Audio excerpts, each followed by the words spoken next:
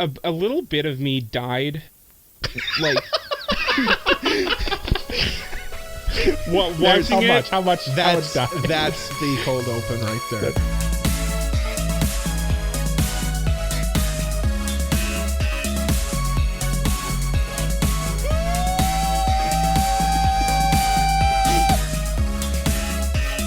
Go from that straight into Mari Crombo. Mari Crombo Weebs. My name is Cole. His name is Mike. His name is Jay. We like anime, and this is episode 84 of the Anime Protagonist podcast. I remembered it all by myself. We don't believe you. No, don't believe me. This week, we're recording a review of the show Guilty Crown. Yes. Wow. Yes. Which has quite a little history amongst us three, so it should be a good one. Yeah, it was, and remains, spoilers, a 10 out of 10 anime from Jay. That's right. Well, find out after the break, I guess, if it's still a 10 if out it's of 10. still, but yeah. It was at one point for sure. But will it still be a 10 out of 10? Will it Listen still back to hold episode- Tune in to find out. No. Listen back 80 episodes ago on episode 4 when we roast each other's Annie lists and we discovered this ridiculous take by Jay. Or 10. very apt take. Find out after the break. Possibly. Well, at the time you thought it was a ridiculous take. Yeah, we don't know now. Yeah. Now we know. Now we do know. We do But know. The Yeah. listeners know. don't know that we know. But now they do because we just love said it when we're trying not to spoil our thoughts about a review before we get to the review. Yeah, it's always fun. And then we're always like, save it for the dang review. You stupid jerk. Yeah, no, we never anytime we start talking about what we're going to talk about on the podcast, we have to yell at each other and say, save it for the pod. Yeah. Well, that's it's why like that's why we don't content, talk. Yeah. That's why we don't talk outside of the podcast. I don't talk to these two. we Cole does not talk to us. no. Me and Jay talk we've about it all the literally time. said it. We've literally said it to each other before. Like, hey, when was the last time you spoke to Cole? I haven't spoken to him in weeks, honestly. Well, I think part of it, Jay, is that like sometimes like life is busy and you don't have time to just check in with your friends. But I know I we like should. how Mike, I know we should. whenever I get in on the joke, you guys just get super serious, and it's like, okay. Hey, here's Hey. the thing. I'm a serious guy. You guys are sitting at home all day, not having to go to work. Me, I'm working full time. Mike doesn't go to work. He goes to work once a week. I'm crazy, Jay, man. I don't know what you're doing. Jay's doing his thing. Yeah, Jay, Well, I just assume you're just like doing stuff all the time, but like also doing nothing at the same Jay's time. always hanging out with his new friends. Yeah, and then bragging about it to us. then He's like, bragging hey, about No, I literally asked you, hey, were you invited? And you were like, no, that's not on me. I was told that they were going to invite you. I didn't know that they didn't. Well, I'm mad at Jay. Michael, why don't you tell me what's on your mind? Yeah, it's only fair that I go first because I think it's actually my turn anyway. It is your turn, but, I think. Yeah. On my mind, Jay, is it my I turn? don't know. It Jay is, knows. yes. Jay knows for sure. Jay keeps track of things. I keep track Yeah. because you two don't. My mind this week. I have been on TikTok lately, and I've been watching a lot of DJ Khalid clips. I don't know if you guys. Okay, I'm glad Cole reacted, but for an entire year, DJ Khalid uploaded like daily and often to his like Insta. I think it was his Instagram or his Snapchat or something. Mm-hmm. And they're just the most like bizarre. Like you never know what's gonna come out of this guy's mouth at any given time. And I just wanted to basically like segue that into just like what are some like awesome like one-liners from like memes and stuff that you guys remember from the internet. Like that's just always like they live rent-free in your head, you know what I mean? Like the one from DJ Khaled for me is tell him to bring out the whole ocean when he's like in a seafood restaurant. The thing with sorry, I just want to touch on the DJ Khaled thing a little bit. He is like a baby grown large. Like an adult baby? Yes. Like have you that clip of him getting the golf cart stuck?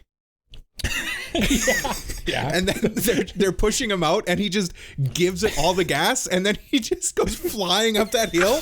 It's like, let off the gas, dude. I'm gonna have to see that. I don't watch DJ Khaled stuff, so I'm just kind of like smile and nod. I don't man. you don't go out of your way for it, but like they're just so memey that it's just Yeah, great. Sometimes I do. I'm not. I'm I'm got not really on TikTok. I've got to so, find like the clip for you guys Yeah. of DJ Khaled DJing, like actually like mixing. And okay. me and one of my friends from work, like we put it on and we just laugh, like tears streaming down our face, because it just sounds like noise. It's just a racket. We say like It's a racket. What are you, like a 1930s crooner? Yes, that's what it turns me into. Yeah, who turned on this racket? You reminded me of that South Park episode. I don't know if you guys watch South Park, but like there was this one episode where like Stan starts like hearing modern music and it just sounds like literal crap. Like people making like raspberry noises, and he's like, what is this crap? And like it's it's basically no, but I gotta find this clip because it is so funny. I'll show you guys it on the break. But going back to Mike's question, something that sometimes there's just things that stick in my head, and I've actually put it on the soundboard. Like this was one that I forced us to put on the soundboard, and it's this one. Holy moly. Yeah, I feel like that's your favorite one. It just lives rent-free in my head. Whenever something happens, I just go, holy moly. Like, it's good. I don't know what it is. Something about the way my brain works. I just get these little nuggets in my brain, and they just sit there forever. And it's so innocuous. It's so meaningless. Like, who cares about this old man turning around from a computer and going, holy moly? I do, because it's funny. And the thing with these things is like sometimes after enough time, you're like the only person who remembers it, sort of too. Yeah. And then you just remind everybody about it, and they're like, what are you talking about, you psychopath? Have you ever had like ones that you remember and like you try to look up the original and you just can't find it? And you wonder, like, did I just make this up, or like, was that me? Did I do that? Did I make this up, or like, does it actually exist? Mike's always good for like coming up with questions that I can't think of the answer off the top of my head. Like, of course, there's holy moly. Yeah. So you're saying I'm an infuriating human being. Thank you, Cole. Yes, that's true. You are. I certainly am. Yeah. Why don't you guys try answering? Oh boy. Jay, go first. You didn't have an answer to your own question? No, of course not. I did. I said, tell them to bring out the whole ocean. That's a. And they're like he's like in a restaurant and he's like getting them to like explain what everything is. Oh, and like, yeah, and he's like, and what's this? And what's this? Yeah. And then, what perhaps is this? Yeah. And then it's avocado toast. Yeah. And there's like the one with the seafood. She's like, it's a scallop. This one's a shrimp. And he's like, and what perchance is this? And she's like, it's a crab leg. It's like, is he in on the joke? That's what I wonder. I think he must be. Yeah. When that other one, when he's at the NBA All-Star game and he's going through all of the like obstacles, and then he goes to shoots and just completely airballs the net, and he uploads it. I know, it's so awesome. This guy's either like the biggest idiot in the world or a comedic genius, and I don't know what it is. I think it's like just perfect satire. I don't know. Or both. Yeah. There's one too I watched. It was him. He was leaving his house and he's like yelling because he always just yells like random little like one-liners, right? He's like leaving his house and he's like, tell him to bring out the cappuccino. Tell him to bring out the cappuccino as he's walking out. And then like he's like halfway out his house. Mm-hmm. And then he like it cuts it like kind of moves over and there's his like Bugatti or Maserati or whatever the hell it is. And it's like it's coffee colored, so he calls it cappuccino because he has a name for everything. And then like cuts back and there's like a maid there waiting with a cappuccino as well, and he's like, oh no, this cappuccino. And then she just looks like so like, oh okay, this happens all the time. Have you seen that one of him? Like, I love that this has turned into just have you seen that clip of DJ Khalid? Have you seen that one where somebody's filming him and he's like outside of the car dancing? And then there's like this line of cars behind him all trying to move through traffic. Oh, yeah. He's like in the street. Yeah. He's like at a red light. I think I actually have seen that one. Yeah. Like, get back in the car. What are you doing? DJ Khalid.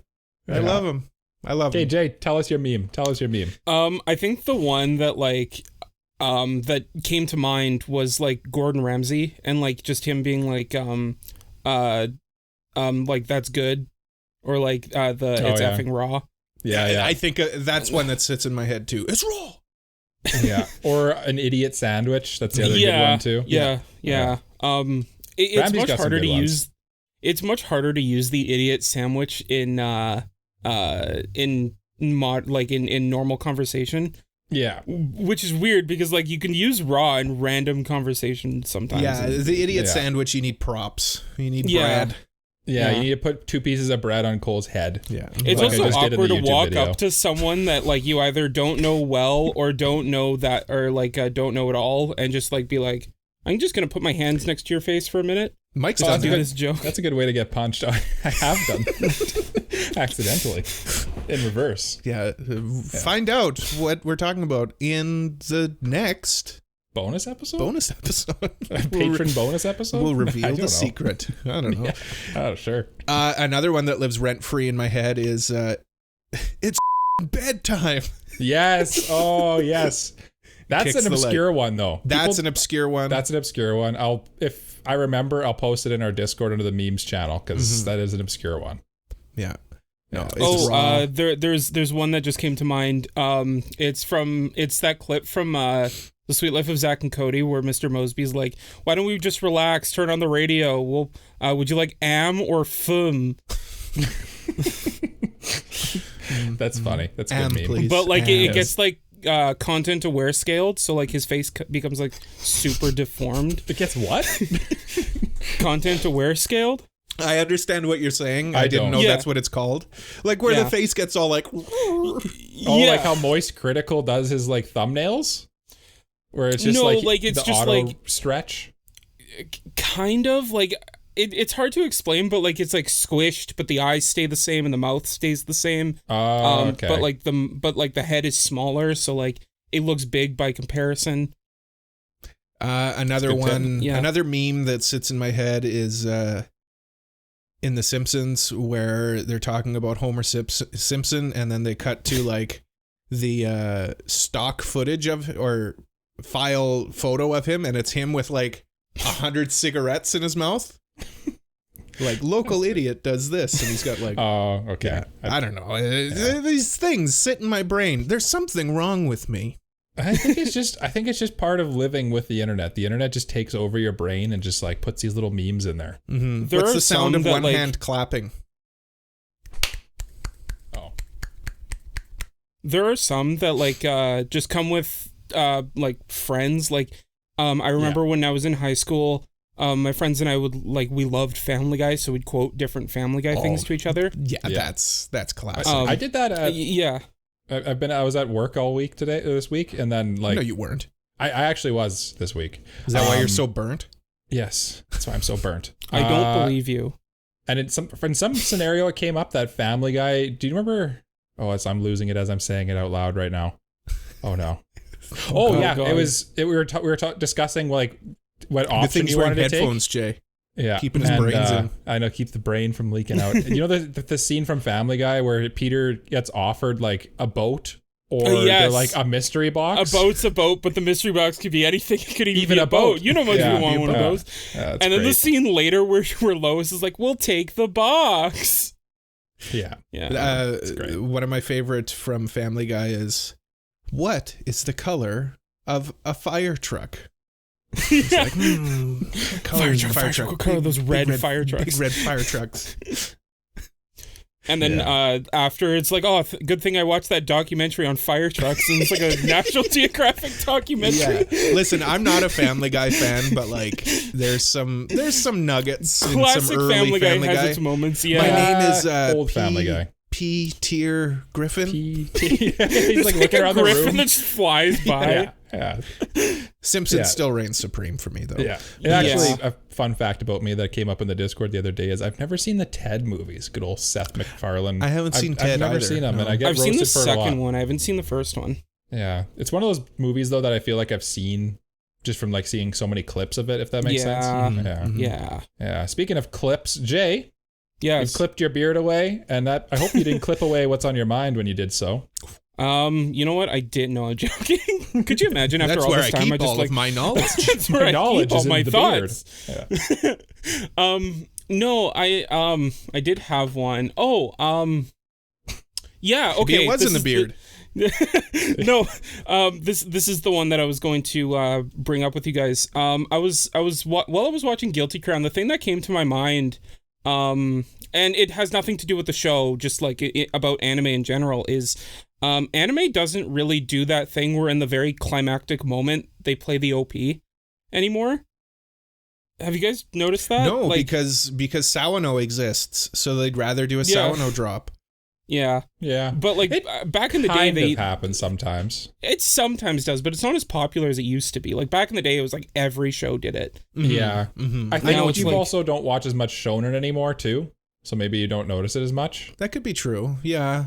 Maybe it still hits for the youngins, but us old people, we don't. Dirty old people. Old, smelly. Dirty. Yeah. Maybe we just for yourself don't, on the smelly part. Oh, Jay, we gotta talk to you about your. We gotta talk to you about your stank. Yeah, you stank so good. Oh, I only shower 5 times a day. Do you actually? That's it? No, could you imagine? You know what? I just have like no skin. So dried out. You look like you lived a year in the deserts of Arrakis. I look like the lizard from Spider-Man. Yeah. What's wrong with your face? It's like an old catcher's mitt. Seinfeld. Oh, boy. Seinfeld. Yeah, good old ladies and gentlemen. Seinfeld. And Kramer's smoking on them cigars. But I guess this is a good way to segue into what's something you wish anime would do more. Wish anime would. Well, I hesitate to say this after watching episode 1 of The Girl I Like Forgot Her Glasses, but I wish anime would be more dynamic with the camera. And I know people in the Discord are like, Cole, you ragged on the show because they don't stop moving the cameras. It's literally what you complained about. Yeah, that was literally though. It's different. I get what you're saying. Like, if you're going to do it though, like, make sure that it looks good. Make sure that it doesn't make me sick, and I know what's happening. Like, buckle up. We're going on a roller coaster ride, but it's not because of the writing. Are you ready to see the main characters, the soles of the main characters' feet? And then quickly whip up to their face? Yeah. Yes, I am. And then back down to their butt, and then underneath, in between their legs. Yeah, it's What anime are you watching, Jay? It's wild. Jay, did you watch it? No. It's Go Hands. I don't know if I can. You gotta watch it. It's Cole's liking it. That's Cole's thoughts. I don't know. I don't know if I like it. I do like the manga. I don't know if I like it, but I'll watch it. Just as a side piece onto like what you're wishing of more camera movement. Sometimes they do this thing that drives me wild, and I guess this is kind of what I wish anime would stop doing.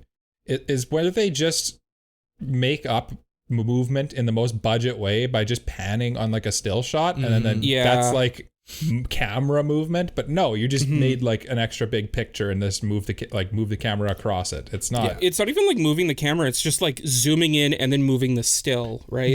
Yeah. It's and there's just like basically they just have mouth flaps and it's just like a still image, and it's like that's not very interesting. Yeah, that's not very dynamic.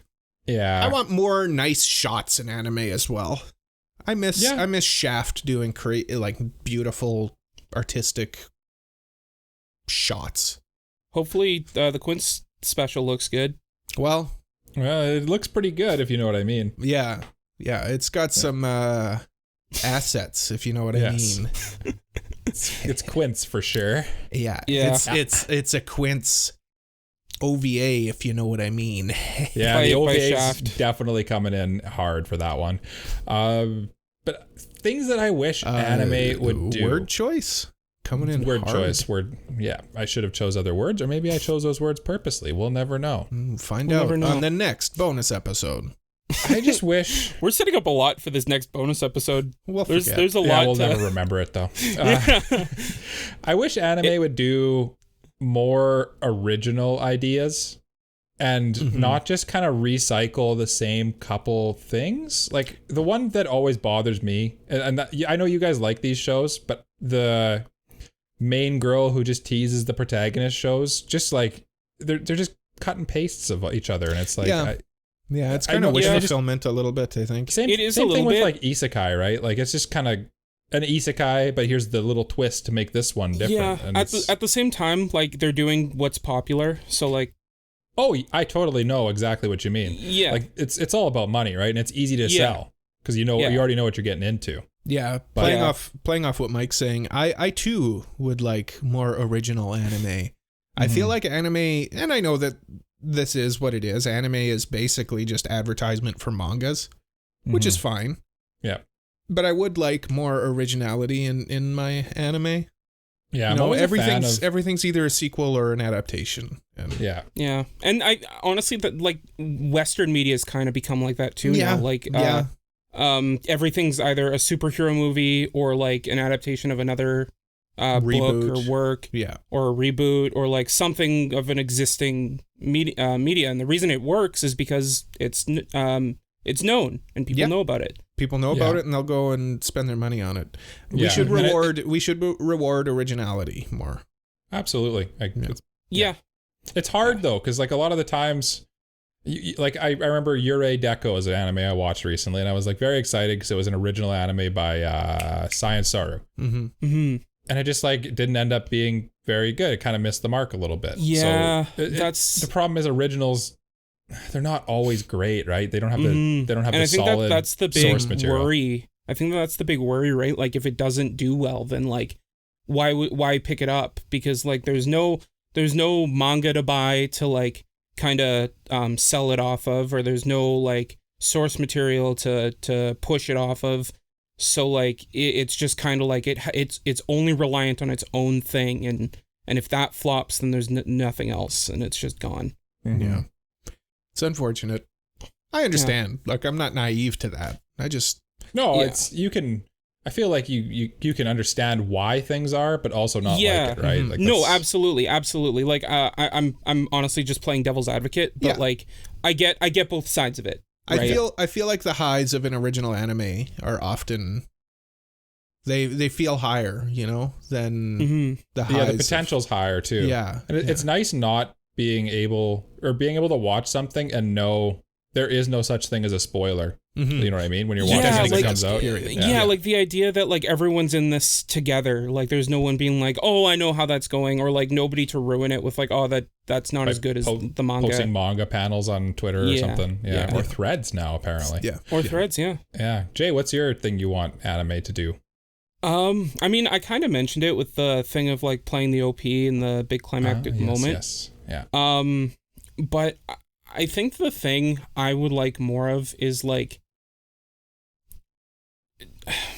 and again, I know that this is like something that isn't really like in the hands of the creator, but like just like give more new people a chance to show what they've got, rather than like, and I guess this is a bit more on the side of like the fans, but like give other people and other studios a chance to show what they've got, rather than like just give it to MAPPA all the time or give it to whatever the big studio is, because like maybe they've got something that we don't know about, and who knows. So yeah. Again, it just comes down to business decisions, right? It's tough. Again, like I know that, and that's why I was like putting up all those prefaces, but like just give it to GoHands. How I said it in the Discord, the creative give director it to the team at that made GoHands, X-Arm. They need to be incarcerated. They need to be put in a cell.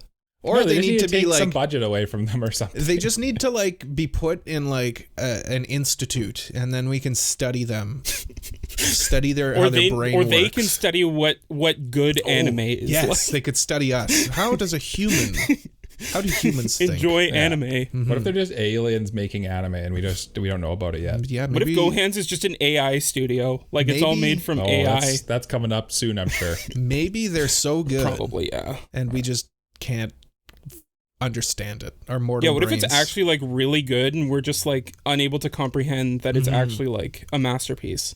Yeah, we're just too dumb. Maybe. Yeah. Maybe that's what the issue is. Speaking of dumb.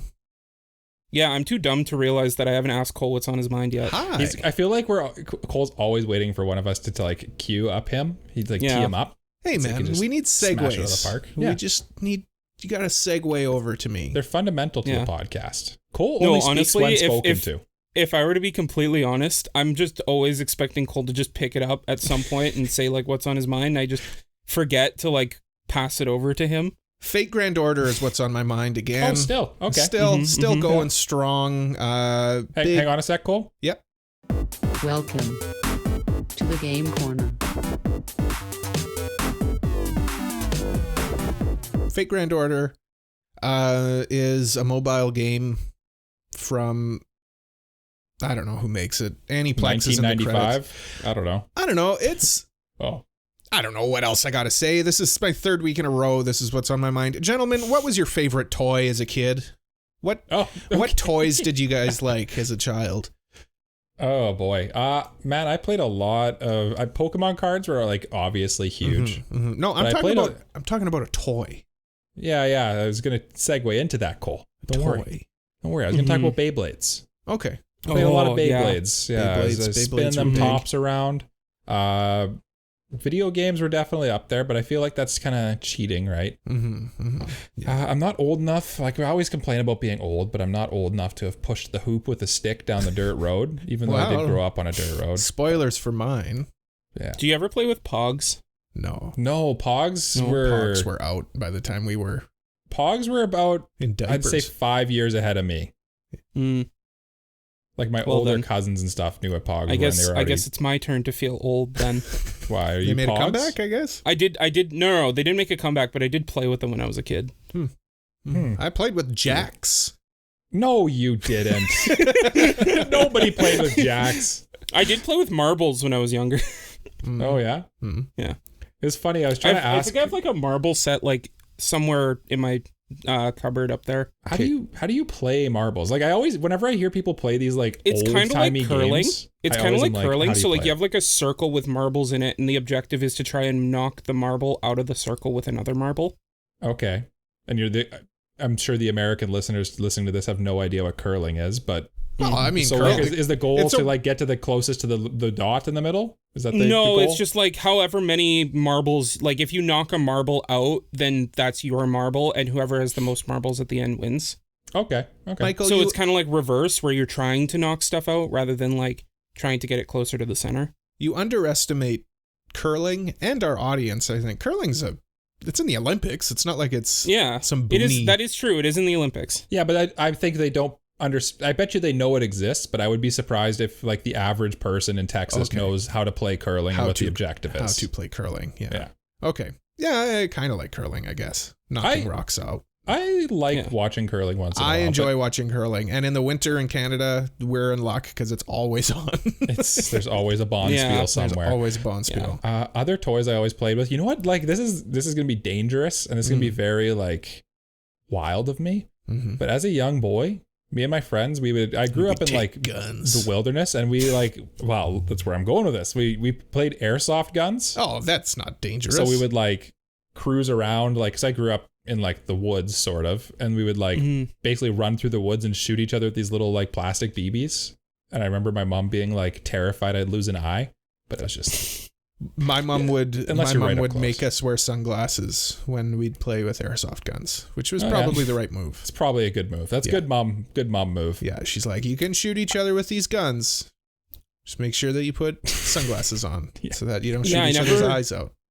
I never played with BB guns, but there was one time when I was in high school where I don't know who, but someone found BB guns in our lost and found, and our principal had held two different assemblies to talk about it.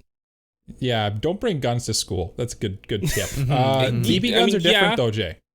Yeah, we're talking about airsoft guns. They shoot no, plastic I know. pellets. I just like you gave me. You sparked that memory. I just wanted to make sure that you're talking about. Yeah, they were BB guns. Okay. At least I think really they hurt were. Somebody. I think they were. But it was a long time ago, so I'm not too sure. But yeah, we had two assemblies about it, and it was really just to say both times don't bring them to school. Yeah, pretty obvious. You'd think people would like figure stuff like that out, but like I just heard a story recently about an NFL player who, this happens often. They went through like an airport and they got like arrested because they brought a gun into the airport and tried to bring it on the plane. And it's like, at what point did you think that was gonna fly? I don't know. Nice pun. Other toys. I played just like pretty much any kind of like weird little like anime merch they could sell to a young child. I pretty much played with it. I played with Beat 'em On. I had Lots of Pokemon figures. And Beat 'em On's a blast from the past. I know. They're so fun too. I really liked Beat 'em On, but they didn't catch on quite as much. No. It kind of felt like a little bit of a Beyblade ripoff to me. Kind of, but like they shot marbles, which is different. But like it like just like how the anime was on YTV, it was just like a little bit samey. Oh yes, yeah. It was clearly like anime just made to sell a toy to a child, which it worked. Yeah. I bought a lot of them. Yeah. Well, I didn't. Jay, what did you get? What did you get? So Jay? when I was a kid, I played with a lot of Spider-Man toys. I was a big Spider-Man boy as a kid. Yeah. Spider boy, if you will. So if I really will, for sure. Yeah. Okay. I don't know. Sure. I don't know. But yeah, so like I remember buying like a lot of toys from the Spider-Man 2 line. So like I had like a big like Dr. Octopus thing that like had I think it like had like opposable tentacles that you could like move and pose. Those Spider-Man action figures too, they were so I had Spider-Man and the Green Goblin, and they were so articulated, like right down to the fingers.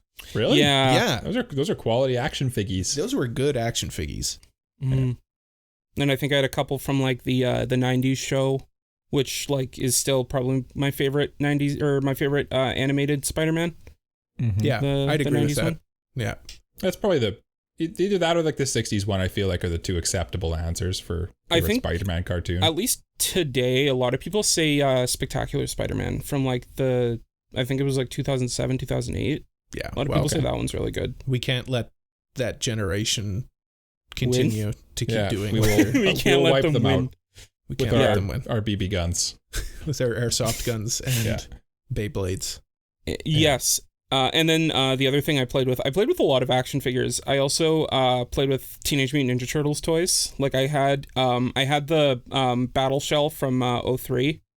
Like the car that they drove, and then like all the turtles. But did you have the Technodrome?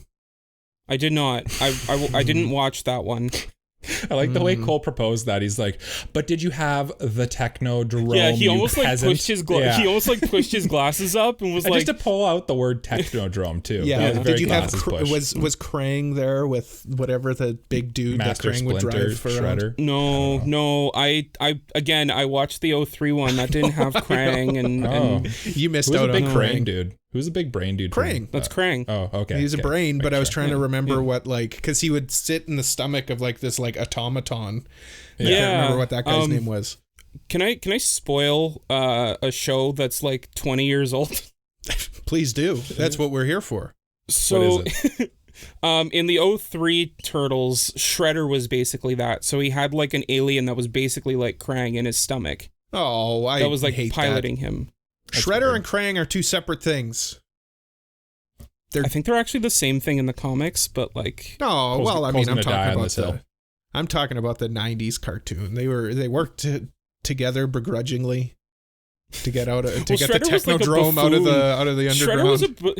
Shredder was a buffoon in the 80s Turtles, and all of the villains always in the were. 03 Turtles, he was actually like buffoon. really, really threatening. Remember Starscream in the 80s Transformers? That guy was an idiot. He's always trying to overthrow Megatron. He's always trying, like in every iteration of Transformers, he's trying to overthrow Megatron. Never works. Yeah. Classic. Oh, and I had a lot of Transformers growing up too. That was another big one. Thank you. Yeah. Thank you for segueing so nicely into mine, because Transformers, Beasties, or Beast Wars, if you want to get American about it, or maybe it's the other way around. Those were huge.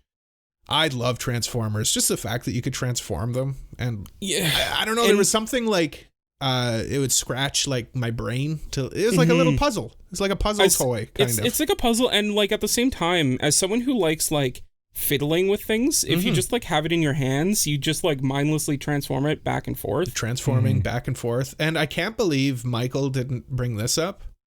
Or Jay, possibly, but Bionicles. Oh yes, I wasn't a Bionicle guy. I wasn't sure if it was after your time. Before it was before your time. It was during my time. It was just not my thing. No, Bionicles were huge though. Like when I was, I don't know, when I was a child, like Jay's age. Ages from like it was huge when I was a kid. 10, I would say, is like peak. It was Bionicle huge when I was for a me. kid. I just wasn't into it. Okay. Yeah, no, it was like the different generations of Bionicles and how you could combine them all into one big Bionicle. And again, I would take them apart all the time and put them back together. I just like puzzle toys, I think. But I like think puzzles they're that weren't just stimulating. puzzles. Yeah. You know? Like I played with a lot of, I had mostly Mega Blocks, not Lego. Just because like there was this one set of Mega Blocks called Mega Blocks Dragons that I absolutely loved as a little kid. Those were hype. I loved dragons as a kid, by the way. Huge nerd, always was. And yeah, like kind of like Cole said, like I just loved being able to like build and like create like little worlds, I guess. I don't know. It was really fun. It was very entertaining. And yeah, Bionicle was crazy. I spent way too much time. I like know all like the old Bionicle lore, like the whole Tawa Nuvi or whatever the heck the place is. And it's crazy. Very cool stuff. Another one when I was a kid that I am pretty lucky to have had access to was all of my dad's Star Wars toys from when he was a kid. So like we had Star Wars, like a Darth Vader action figure, and you'd turn it around and look at the leg, and it had the copyright from 1978 on it. Oh, that's really cool. Like vintage Star Wars toys, and we just throw them around and play with them. They got lots of use out of them. I never got to play with any of my parents' toys. No, they It's hid really them. sad. Well, actually, the marbles that I talked about earlier, those are my dad's. So, yeah, but... Yeah. Yeah. Nice. Speaking of Star Wars though, and like kind of like building things, the one Lego I remember getting was it was Luke's X-Wing. Ooh. That's a and good I one. had that. I built it, and then I gave it to my grandparents because they bought it for me for my birthday one year. And I was like, "Here, proudly display it." So it was proudly displayed in their cabinet for like 5 years. They're so proud of you. So proud of me. And then they smashed it. As soon as Jay wasn't looking, they smashed it and burnt the No, pieces. no. The end of the story is a lot sadder than that. The dog ate it. No, they You don't passed have to away, tell us, and then they it's had all- to, it's- and then they had yeah. to give, and then it was lost to the ether. But The Into ether swallowed into the it. abyss. I'm sorry to hear that, into Jay. the abyss. It is what it is. Mailbag? Time for the mailbag. I wish I was quicker on the old clicky thing. The old click clack. This week we have one from, it's our patron priority, and we're only doing a patron priority this week. Okay. Simply only that one. Peach with Love. Peach, fellow member of our patron team here. I don't know what I'm saying anymore. It cut off for some reason, but which anime do you guys have the most merch of? Which anime do you guys have the most merch? Figurines, shirts, etc. of? I have 3 Hunter x Hunter shirts, and that doesn't sound like much, but I always buy them if I see them for a good price. So yeah, what do you guys got merch of? I see Jay's got just dripping in anime merch right now. He's got the drip. Yeah. Okay, wait. Can I just make a caveat, because there's an obvious answer for me and Mike. Yeah. Not Gundam. Yeah, you can't say Gundam because I am surrounded by Gundams I right have now. spent so much money on Gunpla, so we can't say that. Yeah, and the other one I will also rule out. Well, I guess maybe I won't. I'll leave it. What was the one you wanted to rule out? I was gonna say Pokemon because I own so much Pokemon stuff too. Yeah, that's another one where it's like kind I of feel like those are the Pokemon's- right answers to this. Well, Actually, like Pokemon, I feel like we didn't buy because it was anime, but like rather because it was a multimedia franchise. It was just, it just was what it was. There it is. There it is. There it is. Yeah, I got all sorts of Pokemons all around me. I feel like for anime related Jay was stuff. gonna answer. Oh, was he? I mean, go ahead. Go ahead. Oh no, go Jay. Go. No, Jay, go ahead. No, 2 against No, 1. no, Jay, no, it's no, your no. turn. Okay, fine. I think for me, I'd probably say SAO. I've got I'm looking Kirito, at your Kirito right above you I've got there. Kirito right there. I've got Kirito's sword in my closet.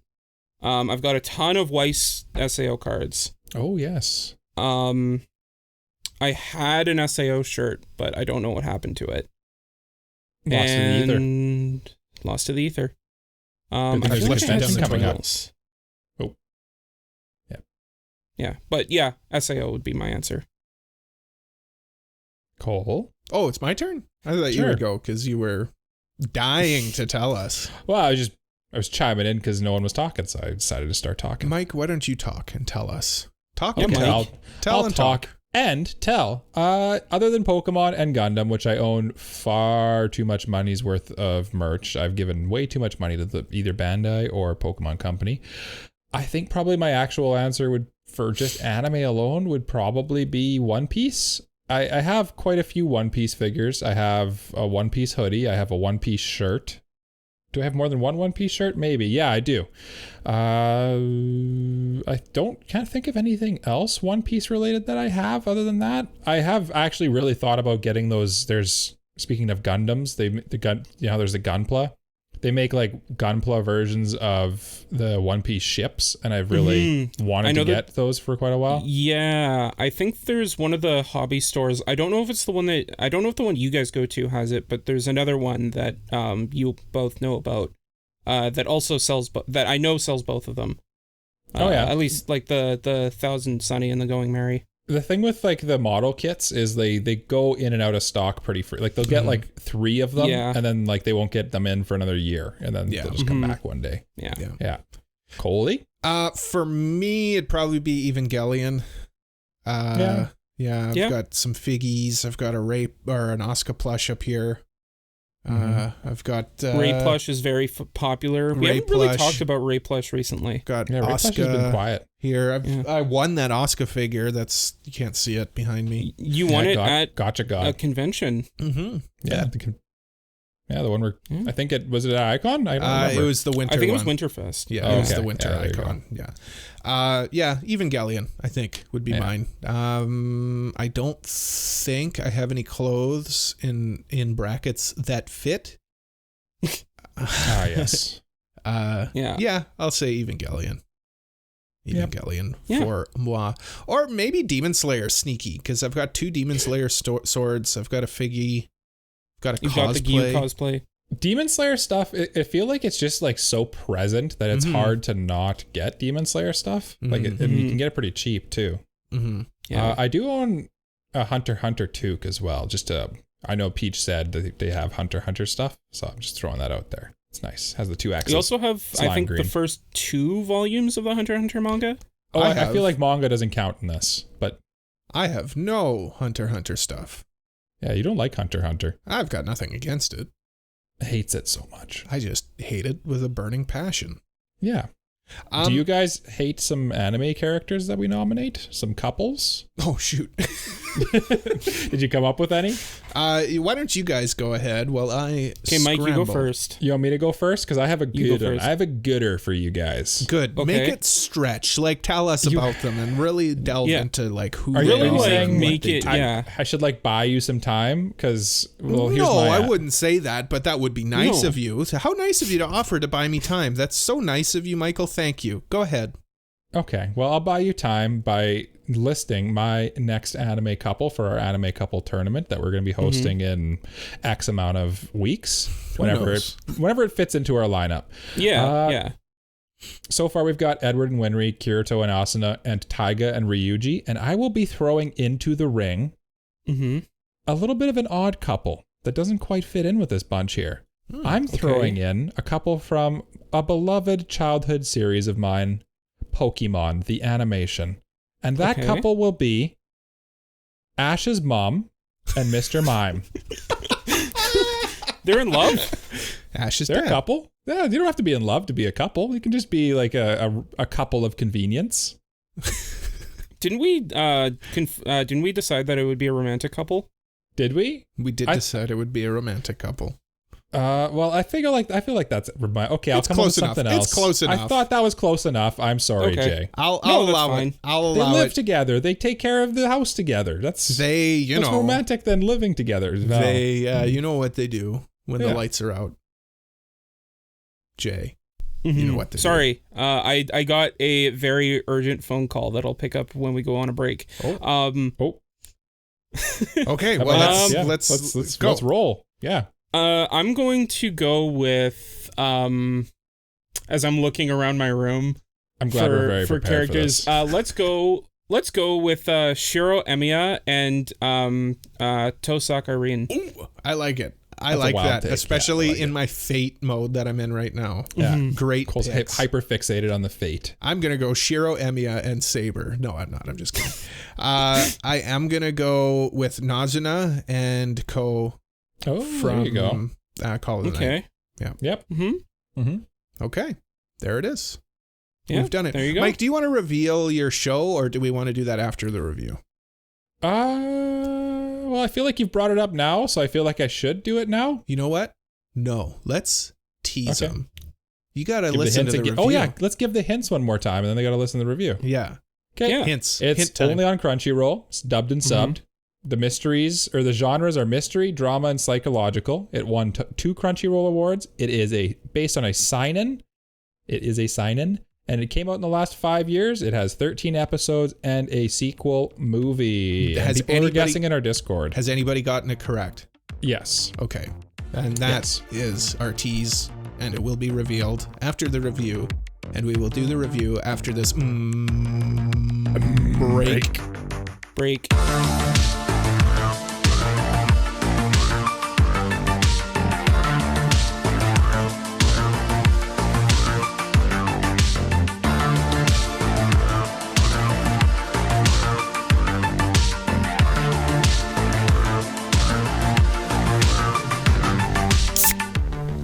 Do you have your the thing I thought of too while I was in the break Jay's Oh, intro well, in here. Mike ruined it. No, just keep going.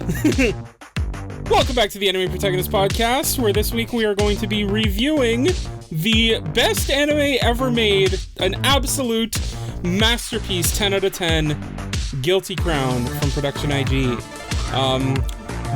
We were saying that we want to see more originals, and this is also an original. This is an original. So It's true. It's true. It's true. I checked. I did my research. Yeah. You can trust me on that.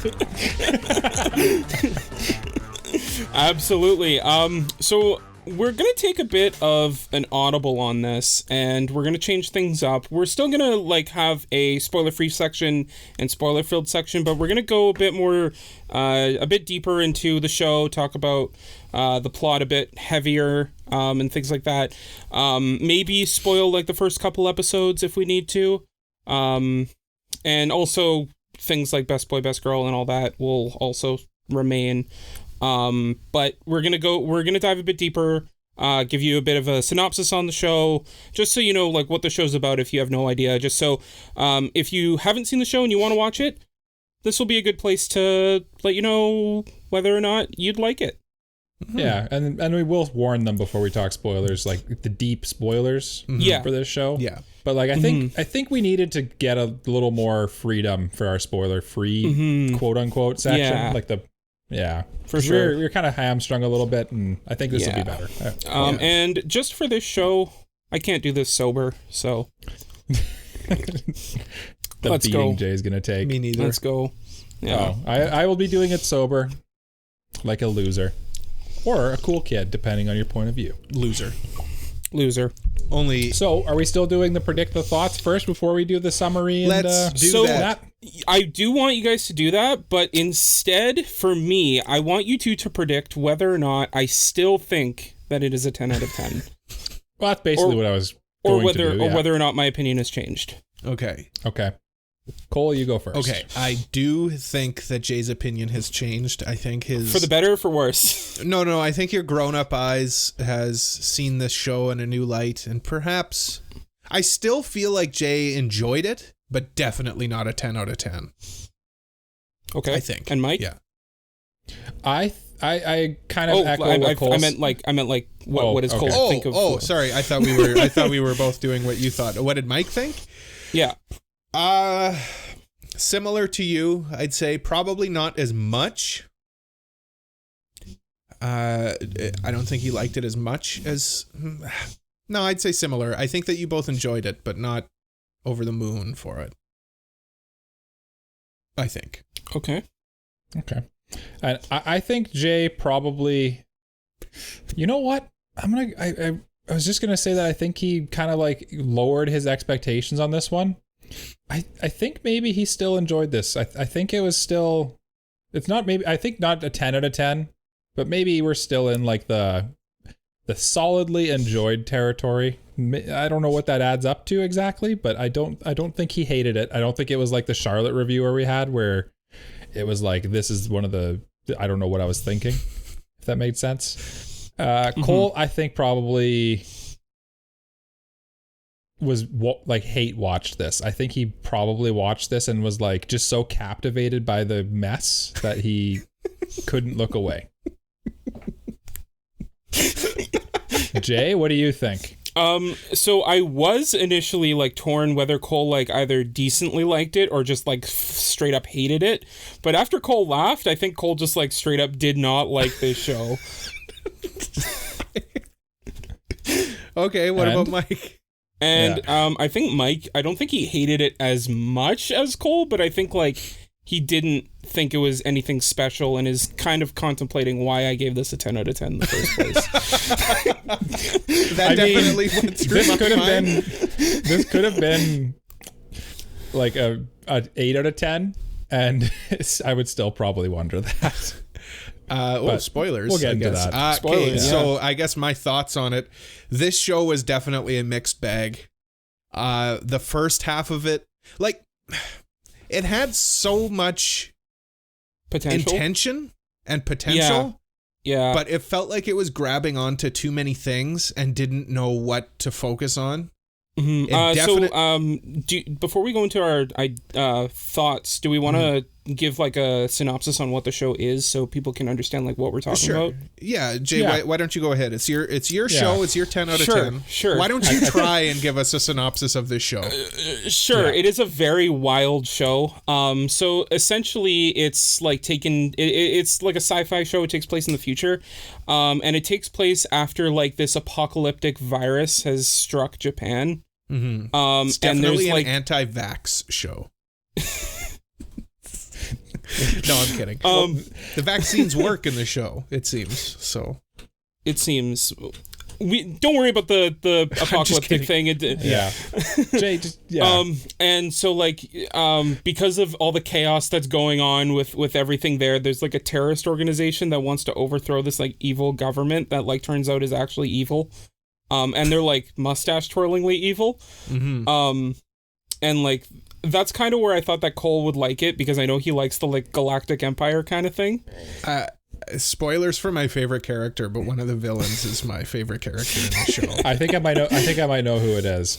Yeah. But yeah. This came out in 2011, right? It did come out in 2011. And then just for like a bit more, and then the main character stumbles upon this like power that basically allows him to draw out people's hearts as weapons. Mm-hmm. And so he's thrust into his Gios. He stumbles upon his Gios and he's thrust into trying to overthrow the government with the terrorist group. Mm-hmm. The terrorist group with the girl that he falls in love with. Yeah.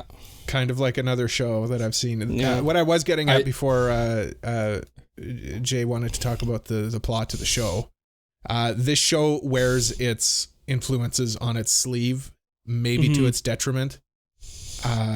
Huge Eureka 7 vibes, huge Code Geass vibes. Yeah. Evangelion vibes towards the end. Mm-hmm. Even like Fate vibes. I don't know. I don't know about Fate, but it definitely. I'll touch on that later because that might be a little like end of the show-y. Mm-hmm. So I'll touch on that. I kind of get where you're going with the Fate vibes. Like that's kind of more of a visual vibe or more of a visual influence. Yeah. And I'll talk about that. I think post spoilers, but I definitely have a mixed bag. The first half of the show was a slog. I didn't know what was going on. Why was everyone so mean to my boy? Like everybody's just like grooming him essentially, and I hate that. Yeah. So like, kind of my thoughts on this show are very similar to Cole's. I was like, almost like kind of like what Cole said. Like it tries to do so many things. Like I kept thinking of when we reviewed Charlotte. Like it kind of had like an identity crisis, but it was a little more ADD about it. Like it just kind of.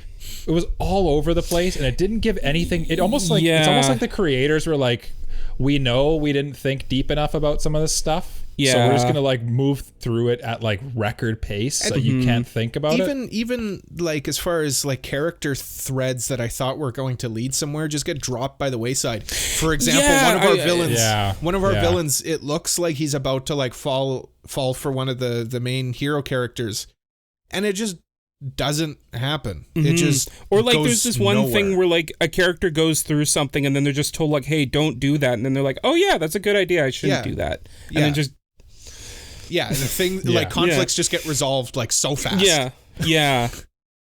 And I think probably the weakest part of this show is probably the plot. I feel a lot of people really like this show for the plot, so I feel like I can't say that, right? For me, I think that the biggest flaw for me is the character relationships. At least like how they're all like tied together. Like I never understood like the main romantic relationship is between Shu and Inori. And like I never got the vibe that they were like romantically involved in any case, or like if there was any time where we were supposed to understand that she loved Shu, she would say it, right? Like she'd say like, I love Shu? Is that what I'm feeling right now? And it's like, okay, we're supposed to understand that she loves him. Got it. Yeah, it's just like they love each other because that's how the plot's supposed to go. That's what's supposed to happen. Yeah, there's a lot of things like that in this show. Yeah, there's a lot of conveniences. It almost reminded me like they just like wrote down the plot points that were going to happen and then just like forgot, oh, it shouldn't be just like this happens and then this happens and then this happens. That's just bad story writing. It should be this happens because of this and that causes this to happen, but it's just whatever. It just doesn't work. But where it does work is the visuals and like the sound and everything in this. Your boy Sawano went off jail. He did. Okay, my favorite part of this show, and like I wanted to go off about this, is when like the music swells and like the action set pieces are going off. Like that's when I was going like, yo, let's go. That was my favorite part of it. I don't want to dampen anyone's parade, but I hated the music in the show. Oh, go off, Cole. Go off. I am sick of. Okay. After saying that, after saying the other day that I like Gabby more than Eren in Attack on Titan, I'm gonna get roasted for this. I am sick of Sawano drops. I get they're that. So cliche. No, Jake, let me talk. Let me talk, my guy. Okay. Let him finish this. I'll they're get to my thought in a so minute. cliched and overused. Again, it's just the cynicism in me where it's like you're just doing this specifically for like the emotional swelling up, and it's lost its impact on me. When I'm watching a show and I get like 4 Sawano drops in 3 episodes, and it's like I don't care. Also, I hate the music where it's like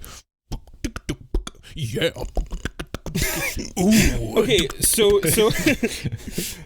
what I wanted to say was like I think that when the show was like trying to slow down, when like, you know, it's not really slowing down, but like I mean slow down in terms of like trying to get the characters to interact and talk, I think that a lot of the Sawano music was very distracting. Like it was like, why does it need to be this? Why can't it just be like a slow melancholic theme rather than like that bombastic Sawano melancholy, if you know what I mean? Yeah. It like I think that it had its place in the high octane action, but it was everywhere, and I think that was a bit distracting. Also the main Inori theme that she sings in like every episode by the end of the show, I was like, okay, I'm done with that. Like so I think of a Sawano drop later in his career, like in 86. In one of the episodes, great Sawano drop. It's not really telegraphed before where I could tell like, okay, here comes the Sawano drop. Here we go. I know it's about to happen. And maybe that was my issue with it. Maybe saying I hate Sawano drops was a little hyperbolic because I don't hate them. Do you think it's because of the context of like how it's used? I think it was just used incorrectly in this show. I suspect, Cole, maybe you're comparing very early Sawano drops to like more polished later ones when they've kind of figured it out a bit more. Because this, you got to remember, this is like over 10 years old. This show. Yeah. That's what I was. There's some context. That's kind of what sober second thought is making me realize. Perhaps it's just he was early in his career with this, and he didn't quite perfect the art of the Salino drop at this point. Mm-hmm. I think my biggest gripe with this sorry. Okay, let's talk about animation though, because let's kind of stay a little more focused. Yeah. So I mean, yes, the show looks terrific. It looks really good. Yeah, Production IG did an amazing job. Production IG and like it was well directed. I think the director did a good job with it as well. The only thing I would say though is I felt like, I don't know if it was like maybe like the staff lost heart in what they were doing or something, but like it felt like the quality and just like the animation sort of took a bit of a nosedive the longer it went on. Like it started really it looked really good at the beginning to me, and then towards the closer you got to the end, the less good it looked, I guess is what I would say. I kind of get where you're coming from. Except for the last episode, obviously. The last episode looked really good, but I think that like a lot of the mid-piece stuff really like kind of did drop off. There were some points in there that like did look really good. Yeah. But I do get where you're coming from, where the earlier stuff is a lot like better looking. The whole episode would look great. Yeah. I think it might. Through. I'm wondering if it has to do with any kind of time crunch or something, that just like they're trying to force it out the door. It's kind of the easy answer. Yeah. The only thing that I'll kind of critique the show on with regards to direction was in episode 1, I had a really tough time keeping track of where we were, how our characters got to where they are. It was a bit confusing, and directionally it was a bit convoluted. Like there's this point where Guy is yelling at Shu through this pile of rubble, and I'm thinking, for context, by the way, Guy is the like leader guy of the terrorist organization. Organization. She was the protagonist. Yes, and the terrorist organization's name is either Funeral Parlor if you watch the dub, or The Undertakers if you read the sub. It was still Funeral Parlor. Really? Yeah. Oh, okay. Yeah, I heard it as my sub was Undertaker when I was watching it. So weird. Oh. Yeah, no, it was Funeral Parlor. Okay. Yeah, he was yelling at him through this pile of rubble, and all I could think was, how does he hear him? No, where did this pile of rubble come from? Oh, okay. How did it land perfectly between them? Yeah. And there was no point in the series where it would show a character at least going, you know? Yeah. Like at least then it would be, okay, now I know how this rubble ended up here. It just appeared. So, you just reminded me of something where like there was one episode where like Inori shoots someone, and then like she runs up to like attack them, and like it'll be like one shot of her running, and like it's like a big distance, and then in the next shot she's already up there kicking them, and it's like, how did you get up there so fast? She's fast. Yeah. Fast girl. Yeah. And then this show had like an absurd amount of, what I always find hilarious is when like just random explosions that don't make any sense. Like there are so many times when like say one of those mechs would come by, and he would just like give it a slight bonk, and it would like literally explode or something. And it's just like, what's going on? How is this? What do they make these things out of? They design them better. I understood that as just like the rule of cool, and I was like, okay, there's a lot of that. And I think that's what this show is really good at, is like portraying the rule of cool, because like a lot of this stuff can look really cool. Yes. The show is definitely this show definitely wants to be cool. Yeah, and full disclosure, because I never really said like what my thoughts were. I understood as I was watching this where 2015 me was coming from, because like I saw the rule of cool. I saw like, okay, it's like it's got the romance there, and that was something that hooked me with SAO. It's got like all that stuff, but like at the same time, it's like plots just drop so quickly. Things just like kind of don't make sense a lot of the time. It's well directed, but like, and like well animated, and the fight scenes go off. Mm-hmm. Yeah. But there are cool shots too. But it just like, it doesn't really do anything that like really elevates it to like a next level thing. It's just kind of like there. Yeah. I was thinking of you. I was thinking of 15-year-old Jay while I was watching this a lot. Yeah. And I actually kind of think this would be a pretty good like first or like for one of the first 10 Early- anime someone watches. Yeah. Because That's what I like thought too. I think once you're like an old and jaded anime fan like us and you've seen so many things, most of this just kind of seems like stuff you've already It's done seen before, before, yeah. all Yeah. messily slapped together. Yeah, basically you turn into Leonardo DiCaprio in that one movie where it's Yeah. like, I've seen that before. I've seen that. Yeah. Yeah. Because you watch it and you're like, oh, Eureka 7 did that better. Oh, even Or Galleon Code does that Geass. better. Code Geass does that better. Yeah. Razafon does that better. Yeah. So I think if you came at it from the other way, where you watch this early in your anime watching career, if you will, and then Yeah. expand out towards those other shows that do it better, you're golden. But to come back, it's a little rough. It's also go ahead, Jay. I was just gonna say, like, just like for some context, my path was like the show that got me into anime was SAO, and I loved SAO when I first watched it, and then I went to like I think it was Seraph of the End, and then like one other thing, and then I came here, and like between those few shows, this was the best thing I'd seen. Oh yeah, this would Because be it was just- this would blow everything out of the water. This is I won't say this is a bad show. No, absolutely not. Absolutely not. It is a imperfect show. Yeah. And it is a juvenile show, maybe I'd say. Like I don't mean to like a good way to put it. I don't mean to like actually. throw on your 16-year-old self, Jay, but a 16-year-old would think this is a cool show. Absolutely. Like I said, it thinking- had that rule of cool thing that like really, really attracted that like demographic. Yeah. But when you're I older, kept you're not really thinking looking for that. Anyway, yeah. There's a subreddit called "I'm 13 and this is deep," and I just kept thinking of that while I was watching this. That's what I was. I wasn't thinking of like the subreddit, but I was thinking like, 17-year-old me absolutely thought that this 100%. is deep.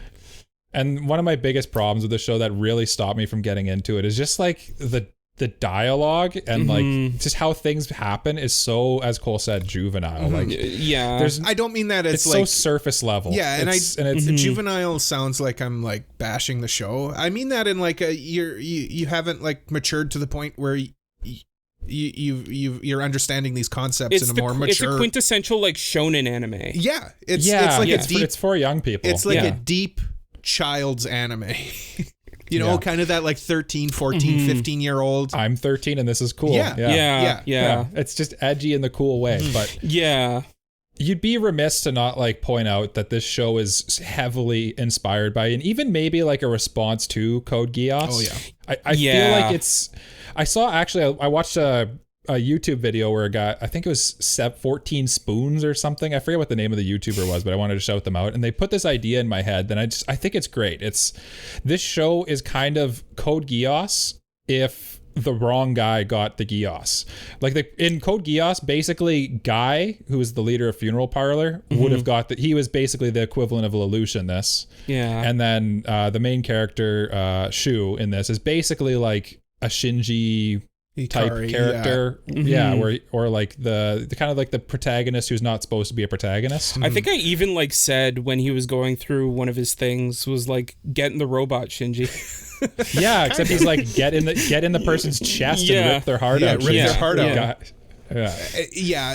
Sorry, but I feel like you have to talk about the comparisons because they're so obvious. So obvious. And the Eureka 7 one is the big one that I see here, and maybe it's because of the. Have either of you seen Eureka 7? I should. No. I started it, but I never like got all the way through it. If Mike, I would suggest it too. It does what this show does, before, but better. Frankly, better.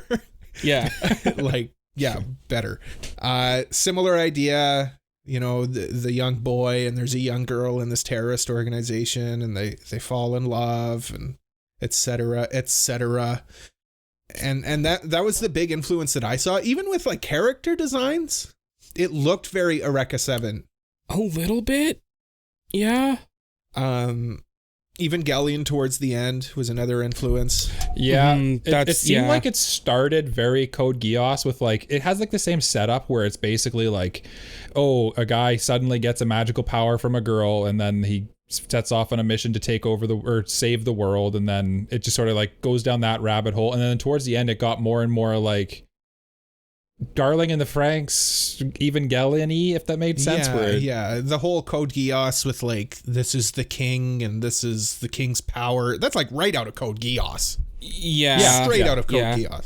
It's also like super edgy, but I mean, like, that's not a good one. 100%. Code Geass is edgy as well, but Code Geass is edgy in like just the most perfect edgy way. Yeah. It's just supreme edginess, and it's still good even for me who despises edgy stuff. I remember, and the thing about the show, like Mike was mentioning the dialogue, and I was just reminded of this, was like a lot of the screaming and the lines said, like there was that time he screams something. I guess we'll get more into that. Is it when they're on the roof and they start screaming like their inner thoughts out? Because I thought that was so lame. That reminded me of the Final Fantasy X laugh thing. Yes, same energy. Super awkward. But sorry, what were you saying? Now that I think about it, I think I'll get to that in spoilers. So we'll talk about that when we get to the spoiler section. I did watch this one both subbed and dubbed. Thank you. I was going to it. I was going to. Yeah, my boy Yuki Kaji did a great job as the main character. Voice acting was great in the show. Yeah. The dub was not very good. I was a little torn on the voice acting because like a lot of times I was hearing the delivery of the lines and I started laughing. Yeah, I had a few moments where I laughed. Corny. There was a few moments in the show. I knew you would, Cole, because like there were some things where I was like, "Oh, Cole will find this corny." There was this one scene, and I'll try to tiptoe around the spoilers of this, but where he has now he's kind of taken over the running the school. Oh, okay. And it's like the flash forward a little bit, and he's coming down the stairs, and it pans up on him, and he's in like his edgy costume. Yeah, I laughed at his emo face. He's in his emo face. Yeah. It's like, oh my! Of course, he's in like the Kirito costume. I even like said to myself while I was watching that, like, oh, here comes the edge. Here he is. I loved it. Oh my god, it was amazing. One thing I know Jay loved about this was the OP, and maybe we should quickly talk about those. OPED. Yeah. Mm-hmm. I don't want to get lost in the shuffle. They are signature content for us. Yes, you're right. For sure. And for sure. I'll let Jay gush about the OP before I poop all over it. So, okay, I prefer the first one over the second one. I just want to put that out. I wasn't a big fan of the second one because it was just like a lot of moving parts and nothing really spectacular. I think the thing that I like so much about the OP is the song. The more I watched it, because like the more I watched it and the more I rewatched the show, I think the reason I said it was my favorite OP or the best OP was the nostalgia hitting. Mm-hmm. Nostalgia do hit. But hard. The more I watched the show and the more I watched the OP, I was like, is this really good? And I was like, it's fine. That's how I feel about it. The song hits, and like that, like when it goes to the title card, I like that. But everything after that's just kind of, Yeah. And I feel like they kind of just like overdid it by having like Inori sing. By the way, there is no point to her singing or being an idol in this show. It is so confusing that she's just like, because the whole setup is that she's like a super famous singer of this pop group, and then why is she the spy that they would send for people to do things? Why would you send your most famous member of your group to be the spy? Britney Spears, get out there. Like at the same time, like the more like Inori is like explored and explained, I'm like, how did she even become an idol in the first place? It makes no sense. She has no personality. She doesn't. No. Unless it's explained to you. You're told what her personality is. Yeah. And like, I love that. Where they're just explaining each other to different characters. There's literally this one point where she was like, "You don't know Inori at all," and I said literally out loud, "You're right. I don't know who she is. Why don't you tell me about her?" That's one thing this show did a lot of. Is a lot of like told you exactly, like a lot of exposition and a lot of like instead of showing like Shu and Inori having this relationship, it was just like, by the way, I love her. Yeah. And she's like, I love him, and there's no chemistry there at all. There was absolutely no chemistry. She basically had like resting nothing face the entire time. Yeah. Like I was so worried, Jay. I was so worried that you were going to say that she was your best girl for this show. Because there's another girl. She's so plain. She's so boring. Hold on, gentlemen. Yeah. OP. Let's Yes, Stay let's on get top. back to the OP. Yeah. Sorry, I just pictured her singing it and it set me off. But yeah, the OP is just like, to me, it's like so incredibly mid. I don't, as part of it is I think I don't like the song. And I think the song is probably more up Jay's alley just in general. But the song just didn't resonate with me. If I had to choose, I'd say I like the second one better, the second OP, but I didn't really like either of them. And I didn't really like either of the EDs either. They were just like the most plain vanilla things that I don't know. I like that the first ED would change depending on what's happening in the story. Like, okay, I did out. like that, yes. Yeah. If you skip the ED, you wouldn't have noticed, but like they'd be walking towards each other if they're gonna, like at the start of it, or they'd be walking away from each other if, depending on what's happening in the story. Okay. I would echo what Mike said with regards to the OPs and the EDs generally. I think I like the second one more, but both of them It's are just a better song, right? and both of them are That's how I felt. pretty meh. Yeah. And frankly, I skipped them often. I didn't watch them. I skipped the second one a lot. The one, like the only shot that comes to mind for the second one is when he's in like his edgy thing and it's all red and he's walking on a white background. And the only reason I remember that is because So cool. No, it's because I know, when I was in it's high silly. school, someone had that I as their dressed like profile picture. Oh, Oh, nice. I don't know. Oh, for sure. This show was definitely people's profile pictures. I for feel, sure. Yeah, I feel yeah. like the second OP had more going for it artistically. Like I feel like they were trying to do more in it, and the first OP was basically just character stills. Yeah. It just reminded me of like, when you're in a video game and like it's on like that like title screen and there's just like the character images like floating around in the background or across the thing or something. That's what the OP kind of made me think of. Yeah. In a weird way. Yeah. And they love the quick shots at the end of their OPs of all the different characters. Mm-hmm. They did it in both of Yeah. those OPs with the Yeah. with the girl characters looking all cute, and they're Honestly, both of the OPs and the EDs are kind of similar because the second ED is like it has that like shot of Shu running, or Shu and Inori running, and she's like ahead of him, Yeah. and then he passes her and goes ahead of her. yeah, And but then, like, it doesn't change the second one. The second one it basically it stays the same. Yeah. Yeah. I do prefer the first one because it does change, but like they're Yeah. very similar in like ideas. Yeah.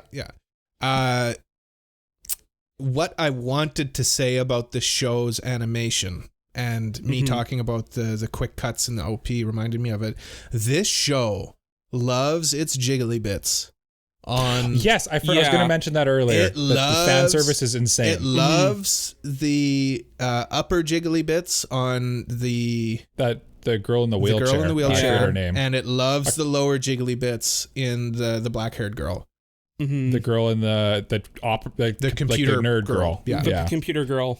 I feel like hacker. their whole purpose for wearing those outfits was literally just pure fan service. Yeah. And this is the type of fan service that I complain about when Yeah. there's literally no point to it. Which, by the way, Cole, the wheelchair girl is Kana Hanazawa. Believe me, Jay, I know.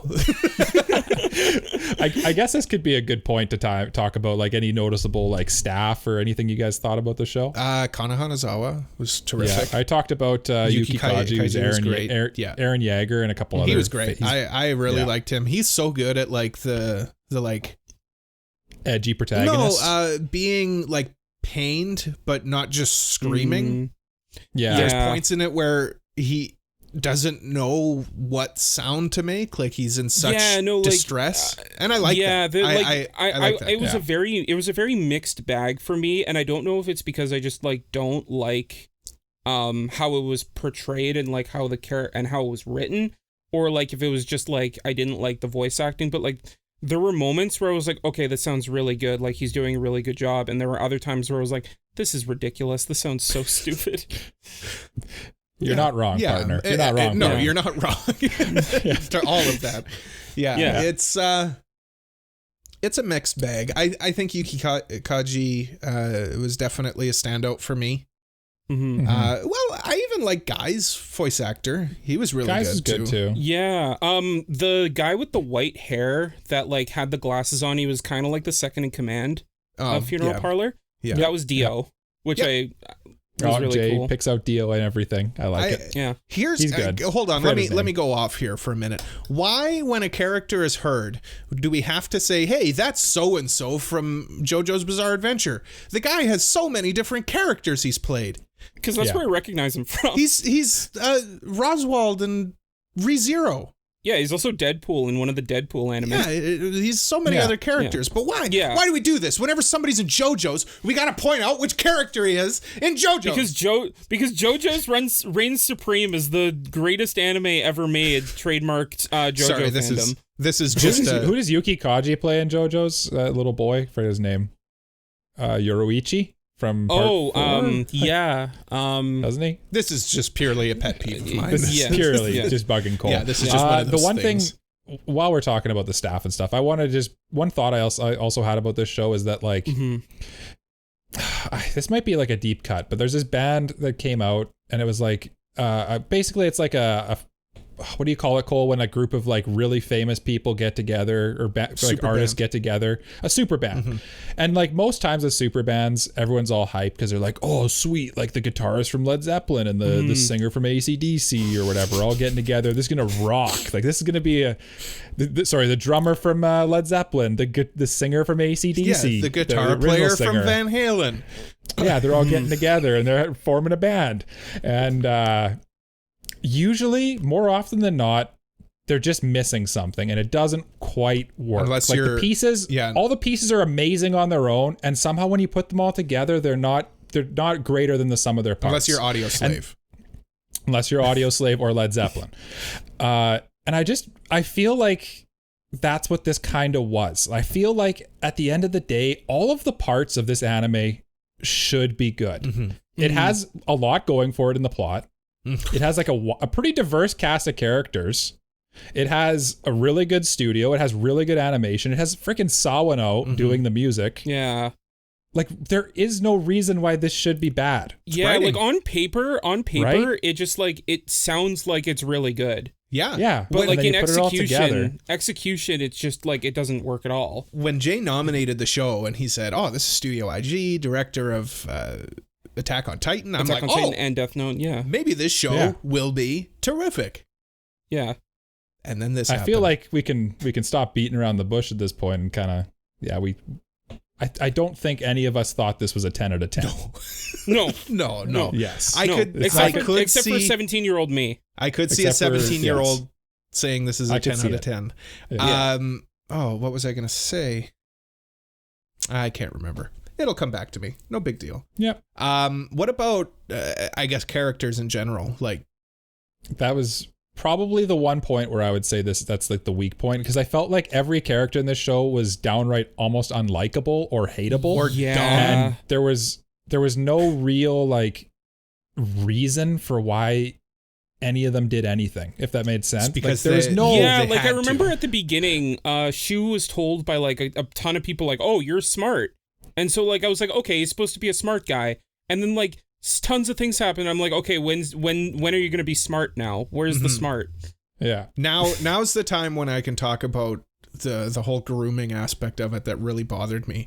Everyone was so mean to Shu when you all dragged him into this. Of course he doesn't want to help you. Yeah. And it's it's the same thing you say about Shinji, right? Coward. You're a coward. No, Shinji had to though. Like, right. He was the only one who could pilot the Evangelion.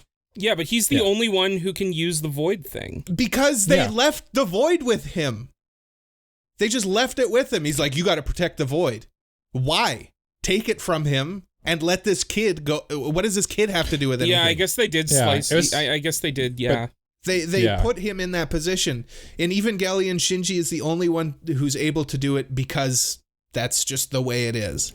They made the bed that they put him in, and they're mad at him for sleeping in it. Basically. And then the other thing that with Shu is that throughout the course of this anime, he kind of doesn't make a single decision for himself. He just does whatever people tell him the whole time. And that's just something that kind of bothers me. He does make the decision to like go save Inori, but like it's really backed by all the people. And like he does make the choice to do something near the end. I feel like that they touch on that in the show, right? He says, "Oh, I just agree with whatever so and so says to me most recently." Yeah. But there's no real it felt development to make him go from like, what do I want to do versus like what other people want me to do. There's just never felt- like a progression there. it didn't feel organic. Like it was just, No. this is a problem that all of a sudden is a problem. And now, because the plot dictates that it is no longer Isn't a problem, Yeah. then he will overcome this previous problem. Well, and- I mentioned that earlier. Like there was like a problem that he had, and then like someone literally told him like you shouldn't be feeling that way anymore. And he's like, okay, Yeah. and then they move on. Yeah, exactly. It's just like Yeah. the plot says move on, so he moves on. Yeah. And there's so many, without getting too deep into it too, there's so many plot holes in the show, things that just, they throw it out there and you expect it to matter or mean something, and then it just never comes up again or never doesn't mean anything, and there's no point to it. Like, why do they explain that only 17-year-olds can have these heart, whatever, the voids I or honestly whatever? forgot that was a thing. How old is Right, Guy, by the way? I think he's supposed to be the same age as Shu. He's like a grown man. Yeah. There's so many things that just do But that's not what I make mean. sense. Like the character design and the voice actor and everything. Obviously, cool. Guy at the start of the Yeah. show is supposed to be like a mid-20s person. Yeah. But then they write themselves into this corner, which we'll talk about at post spoilers. What I'm talking about. That was another thing I thought. That was, They I write, think I they know where write you're going themselves with this. into a corner, Yeah. so now he has to be the same age as everybody else when he's clearly Yeah. like an adult man. Mm-hmm. Yeah. It doesn't make sense. It doesn't make Yeah. sense. Like, How about- there's a lot of times where like I will say like I don't like the term plot twist because it feels like they're taking the story and like nothing from before actually played into what comes later. So like I prefer the term reveal, but in this case like it genuinely felt like a plot twist because they were taking the story in a completely different direction. What happened before meant nothing. It was almost like M. Night Shyamalan-y at some a points in the little show. bit. You know what I Yeah. would have liked if the show did? If it was a 2-season show and it split up the first half of the show into a full season and it Honestly, ends at the yeah. end, and then you come back in the second season and then you do the turn, right? I think like Because like then how it's Code Geass fresh did it. for the second Like how Code Geass did it, right? Yes. Like he did his thing and then that ended and then they came back later. Like not to harpen it's back almost- to Code Geass again. It's but, almost like it's Code hard Geass to- is a better show. yeah. It is. It absolutely is. And the thing I kept thinking about when comparing this to Code Geass to is that like Code Geass has the fun element to it, whereas this just felt like you take all the fun out of it and replace it with edginess, and It then felt it's like- just not good. Yeah, I just think it doesn't was work. trying to take itself a bit more seriously than it actually is. Yeah. And you know what the best episode of it was? When the show slowed down and it just had some fun. Yeah, When, I agree. When the show, there was that episode where they're doing the school the culture Culture festival. Festival. That was the best episode Yeah. of the show. Because it was just like, oh, you know what? It's not edgy. They're having a good time. We still get some action at the end of it. And Yeah. it's fun. I'm not spoiling I liked- anything. Yeah. My favorite episode or part of the show, it came just after that, and we'll talk about that in the spoiler section. Okay. But before we go there, should we kind of just give our final thoughts who we'd recommend this to? Absolutely. Sure. Yeah. I would recommend this to a 17-year-old Jay. Who's only watched like 4 or 5 anime. It's only Yep, what- makes no, sense. I would recommend this like if you've got a friend who's just starting to get into anime, and you know they've seen SAO. SAO, yeah. Honestly, though, this is a pretty It's a decent good gateway anime. it'd be a It does a good good job gateway of anime. like introducing a lot of stuff about anime that Mhm. like, And- especially even the fan service, right? Yeah. Yeah. And if you Yeah. watched the show and you liked it, then I would definitely say, okay, time to move on. Go watch Code Go Geass. watch Code Geass. Go watch Eureka 7. Go watch Evangelion. The show is adequate, but nowhere near perfect. No.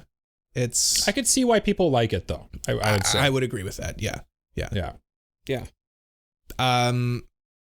Anyone else? Michael? I was waiting for Jay to go. Oh yeah, I'll go. So yeah, this show, like Cole said, I agree, it's a very mixed bag.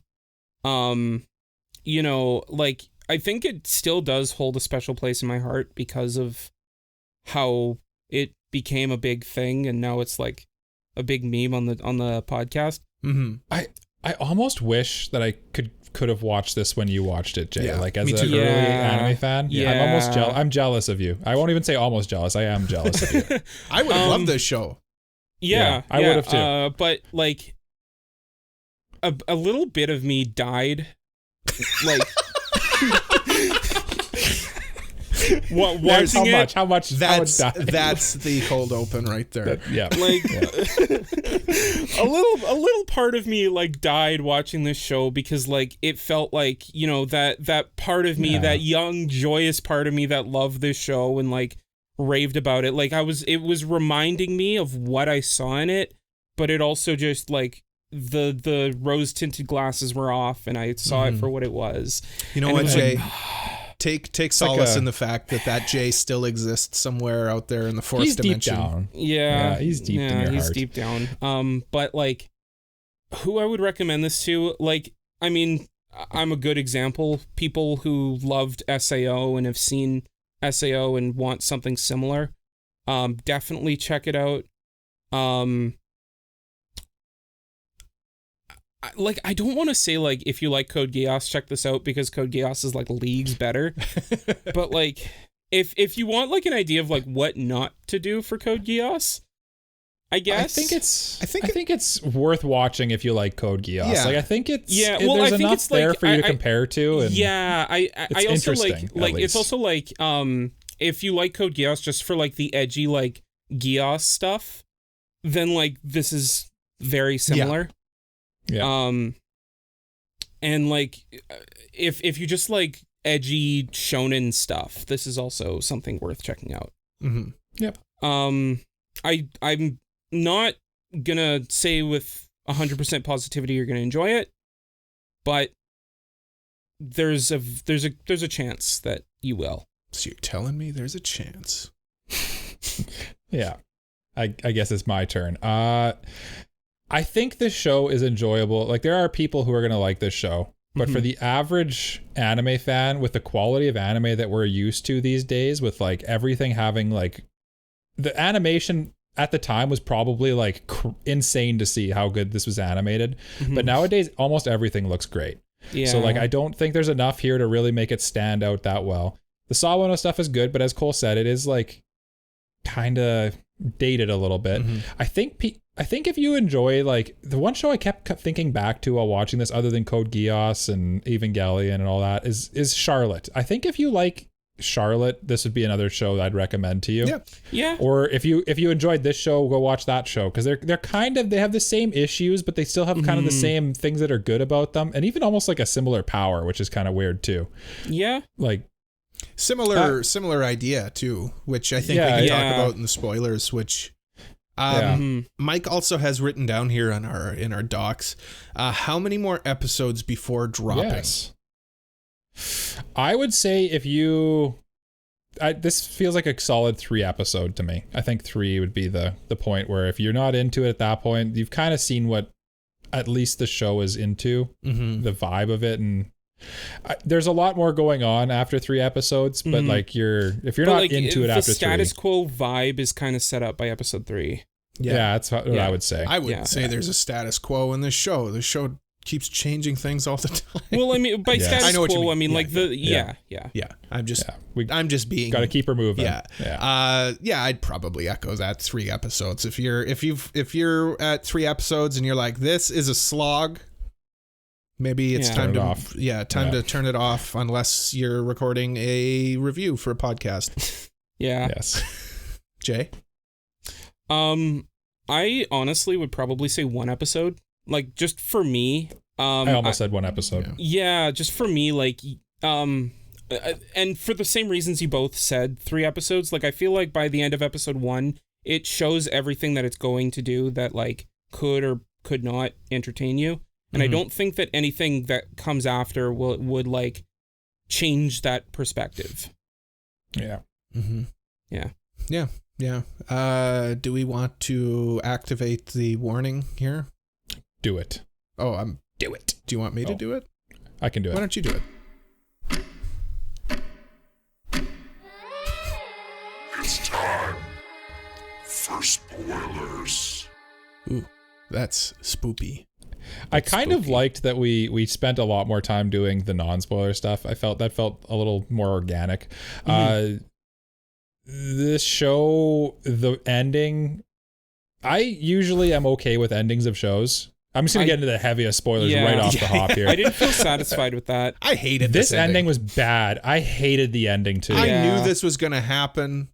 Like, this was so cliche. Like, okay, yeah, the main character lives, but, you know, it's kind of tragic how they live. With the cost. Bullshit. So stupid. I knew it. And why is he blind at the end? What? Why is he blind? I understand that he doesn't have a hand. But he's blind now? So it's kind of implied that he took on her blindness when... She wasn't blind? She was. Yeah, she went said, blind right at the very end. She said, like, where are you, Shu? And then, like, she kind of, like... And then, like, she kind of, like, touches him. She's like, oh, you're there. And then she gave him the, like, red string, kind of, like, being like, oh, she's giving herself to him. Oh, so, like, he took on her I thought that blindness. was, like, she just couldn't see him. But, no, okay, she was blind. She was, yeah. Why was she blind then? Why was she blind? What's going on? That's a good. That is a good question because it didn't. It just was suddenly she was blind. I guess suddenly, it was something to do with the virus. But, yeah, I think it was the virus, but like I'm not sure. Again, Eureka 7. That's all that this was. See, the part that bothered me with that ending was like she was evaporating and turning into mana. Which, by the way, like there's this whole thing about how she's like a vessel for like the harbinger of death or whatever. Yeah. Oh, and like, by the way, this is another plot point in the show. Yeah. The fourth impact is about to happen. Yeah. Except they call it the apocalypse. And aliens, I think, or gods. I don't know. The symbiote from Spider-Man came down. Adam and Eve, I think. Oh yeah, something religion like too was a thing of this. So anyway, she's like going away and like she's talking to Guy about how she loves Shu, and then like she's like, who's Shu? And I'm like, oh, that's interesting. She's going away. What's gonna happen next? And then she comes back at the end and she's not gone. But she is. What? But she is gone. Is Guy good or bad? What's going on? What is going on? Why? I feel like I still couldn't tell you the deal with Guy. No, I feel like I still don't really know. I don't know. It's so confusing and it flip flops so many times that I don't know what's going on. Guy dies. And I think that would have been a good point to end the season 1 of the show. Jason Todded him. He was basically Jason Todd. He was Batman. I don't know who that is. He was what's his name in Code Geass? You know, the mentor dies. Or not Code Geass. Gurren Lagann. Kamina. Yeah. Yes. Yes. And then he even like dresses up like the outfit Shu wore, like it's very similar to Guy's outfit. Yes. I feel like they took definite inspiration from Code Geass and Gurren Lagann. I saw they that took too. inspiration from everything in this show. Yeah. Come up with an original idea, showrunner. So he dies. Okay, no problem. And then they bring him back, and it's like, okay, so now we've got evil Guy. Because he's bad guy. We have bad guy. Because he's being brain controlled by the bad guys. I didn't even understand it as him being brain controlled. He's not. That was just apparently his plan the whole time. But then by the end, he's like, actually, my plan was to be evil, so you would come and save me, or like come and just kill me, and stop it. Yeah, like what? Well, sorry. Which, by the way, okay. Then it's revealed, like at the end of the halfway point, that they've like that he's Shu's childhood friend, and I'm like, hey, what? There was no indication whatsoever. No. That they were childhood friends. No indication whatsoever that like he even knew him or cared about. Like, cause he said it's in the backstory that he idolized Shu. Yeah. And then like, at no point does it ever show like he at some point literally basically brothers. Yeah. Like what? And then one of my pet peeves is always the insomnia angle that things will always take, and it's like, of course the main character has insomnia and can't remember that he knew all these people before. Not insomnia. You mean amnesia? Amnesia. Yeah. Insomnia is a different thing. It's not being able to sleep. I know what you mean. Yeah. Oh my god! And then like this is the point in the podcast where we just completely lose our minds because we've been holding all of this in, and now we have to explode because this show made us feel so many things. Maybe it was a good show because we have all of these feelings. I don't know. Well, they do say that writing a character you hate is actually harder than writing a character you like, right? Yeah. And it wrote some characters I hate. So here's another thing. So you know how so earlier I was talking about a point where I was like, hey, this is very silly. That point where guy cuts off his right arm because like that's when he's reintroduced, and his right arm is apparently the thing that gives him his power. And he's like, my right arm, my power of the king is gone. So goofy. Yeah. Okay, now I can talk about. That's what I'm talking about with the silly lines. Now I can talk about the fate thing. He grows that other arm, right? And he's got a freaking command seal on his arm, on his hand. Yeah. With like the whole like magical circuits running through it. That was right out, like it was right out of Fate. It was like Emiya going trace on and trying to make a sword. Yeah. Trace. Or like even just like the experiment thing that they were trying to do reminded me of the Holy Grail from Unlimited Blade Works. Yeah. That whole thing. This is insane. You just reminded me too of the point I wanted to bring up in the spoilies was the best thing that happened in this show and the most emotional I felt and the most connected I felt to Shu was when his childhood friend there and his real love interest that should have been his love interest other than Himori. Hare, when she dies. Yeah. That was probably the peak point of the show, I would say. And then immediately after that, when it goes to Edgelord, that immediately tanked everything and I hated the show immediately again. That moment though, like I love Yuki Kaji in it. Great acting in it. But that was straight Code Geass. Yeah. That was straight season 2 of Code Geass when what's her name dies. Yuffie? No, whatever. It'd be a spoiler anyway. You know what we're talking about. The other girl. Yeah. The girl who's got a crush on him. I know who you're talking about. We're not spoiling Code Geass. Well, anyway, Code Geass has been out for old. Yeah. It's also like a super popular show. But that is right out of it.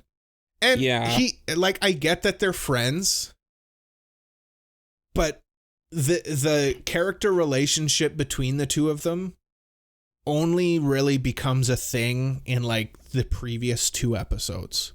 Yeah. It's not like they're constantly bonding with each other and like they're in the same group and everything. It's only in those 2 episodes where he's become like depressed and she's the only one who's and kind then he, of like, being nice to her. Forces himself on her and basically says, well, you love me anyway. So like, I'll give that scene a pass because like he's in super grief and she responds properly. She's like, no, get away from me, you creep. Yeah. You're not yourself right now. Yeah. So, I know what you mean. That was definitely the most emotional scene, but I wish that they set that up better so that it would be even more emotional. Set it up and paid it off better. Like nothing comes of it really. It's just like he's told. Then he turns into Edgelord and turns into Lelouch at the end of Code Geass. Yeah. Or in Charlotte when Yu goes does the exact same thing basically. Yeah. It's again, I'd say it's probably the best arc, even though the arcs in this show are only like 2 or 3 episodes long, which because it was like at a some like crazy cocaine level pace going on here. Yeah. But there is a few things that I like for sure. And that was one of them. I thought that was okay, is what I would say. And I thought handling it where they kind of like it all falls apart on him and he figures it out. It's interesting. At least it was something. At least it was coherent. It had something tangible there. It made me feel something. Yeah. I will say the second half of the show is better until it's not. I thought the first half was better, even through the Edgelord stuff. Like I felt like the Edgelord, him being like a tyrant, pays off in everybody betraying him. Yeah. So it's understandable. It makes sense. But then all of a sudden he's not anymore. Yeah. It's like he loses his arm and then he's like, okay, now I'm back to being. And then everyone's just kind of fine with it. And like all the hate was in my arm. Yeah. And then he goes up to the one guy that pushed him in the thing, like in the crater, and just is like, let's shake hands. That means we forgive each other. Yes. I mean, that was set up earlier. Yeah, but like... Yeah, but they didn't execute it very well. It was so cheesy and it just didn't work. And then the girl that like was the president and then apparently fell in love with Guy and just wanted to follow him. She just kind of gets shot and dies. No, she didn't die. She was alive. She was still alive. But I did laugh. That was another part I laughed at when she's like shielding herself from all of the guns, and then her shields just stop and they're all standing there. And then one of them shoots. I was like, what is going on It had here? like That was- perfect yeah. comedic timing, and it wasn't intentional. It was so funny. But no, she lived because there was somebody like tending to her wound. She got shot like in the stomach, in the side of her stomach. Oh, I thought she died. No, she was. No, I think they showed her at the end. The bad guy with the glasses who for some reason saved the blonde bad guy. Yeah. That guy died. That guy got. Yes, he did. That guy got peppered with so many bullets. Why did he There save were so him? many bad guys in this show. There was and like- way too many villains in this show. And on top of that too, like why did all of a sudden that guy's a good guy now? Well, That's what he says before he throws me out. You're a good kid at heart. It's like, no, he wanted to be called a butcher. He killed so many people. Never mind. He is such a bad guy, and that's the guy I'm talking about. They set it up so that he was supposed to fall in love with the black-haired girl, the computer girl, right? Or no, I thought Akane, the wheelchair. No, because remember there's that meet cute scene Oh, yeah, because where they're she carrying gives them the boxes. Yeah. And he keeps calling her runt and stuff, and it's like, Yeah. okay, I get where they're going. Like they're trying to redeem all of these different You know characters. what that feels like, Cole? Mm. That feels like a shonen manga or something that gets axed and it just doesn't go anywhere because like they didn't have time to They had to wrap it. the story up. They had to wrap the story up, and they had no time to develop this relationship between the two of them. Mm-hmm. Speaking of wrapping it up, should we give our best boy, girls, and ratings? We still got some ways to go here. Sure. Yeah. Sure. Let's go best. What do you want to do, boy or girl first? Let's do best boy, girl, then rating. Okay. Okay. I'm going to talk about my best boy, who we didn't talk about at all in the show. Was it the other policeman guy? It was. Was it the American guy? No. Oh, that's who I thought you were It going to was say. the kind of the like main henchman through the whole show, who had like the scar on his face and stuff, and Like the the weird purple like scar? eye. Yes, that guy Yeah. ruled. That guy was awesome. I knew you'd like him, Cole. He was the whole only- time I was. Every time he came on screen, I'm like, this guy is so entertaining, and I wanted him to like join the good guys. And I thought that he might, because there's this one point where he's at the end. he's talking about how like Guy is taking the Giosses or whatever they're called, the voids out of somebody, and he's like, this isn't the same. This isn't the same as when you does it. So I thought he'd switch sides, because he's like, no, I'm in love with you because you rules. But no, he just You mean Shu? Shu. Sorry. Shu. Yeah. Yeah. And yeah, he was awesome, and he always had like some crazy plan. Yeah. Yeah, he's my best boy, and it's so strange that I'm picking a villain for the best boy, but he was the only person who would come up and I'd be like, yes, more of this guy. Yeah. I'll echo your sentiments of picking a villain for best guy, because I liked the crazy scientist guy, the guy who like was crazy about seeing the voids or whatever. I forget his name. Sagai, Makoto Waltz Sagai. He's the purple hair. That's who I'm He's talking a knockoff about. of. Yeah. We're you talking like about the the same same guy. character. Oh, I thought you were talking about the gray-haired dude. You said. No, the guy with the No. scar and the gray eye. Looks like a Yeah. clown. Okay, yes, yeah, he had the little metallic eye. He was like the villain Yeah. for like most of the thing. Okay, Yeah. yes, he's the best. He's the best Yeah, guy for that's sure. what I'm talking about. Yeah. Okay, I thought you were talking about the one who helps out in the second part there. Yeah, never mind. Don't worry about it. I was I like know. kind of confused. I'm like, why is he liking that dude? No. But he's like there till the very end. That other guy. no. But yeah, no. Even like when he like dies, that Shibungi guy or whatever, he's like, it's just hilarious because he's like so excited to see the thing and he just dies. He just explodes. He's like, it's inside me, and then the truck explodes, and it's hilarious. Yeah, there we go. There's the rule of cool again. Crashes into the wall, explodes. Something's wrong with that engineering. A truck should not do that. No, Should not that's just not how it explode. works. Yeah. Jay, who's yeah. your best boy? My best boy, I think that this is going to be a bit silly. I'm not saying Shu, by the way. Just going to put that out there. No. Yeah. I don't think for any of us, Shu nor Inori are going to be on this list. Just for a heads up for everyone. Shu's better but- than Inori, but yeah, no. Yeah. Yeah. No. Both For unlikable. me, the character that interested me the most and like, just like had a very interesting storyline was Guy. I don't like, again. I almost went Guy. Again, like it's very slim pickings for the boys on this side. I agree. Oh no, like I'm so over the moon for my pick. He's awesome. I legitimately like this guy rules. He's if you like him, I did like him. I think that he was definitely up there, but like I don't know. I feel like Guy was just a bit more interesting to me.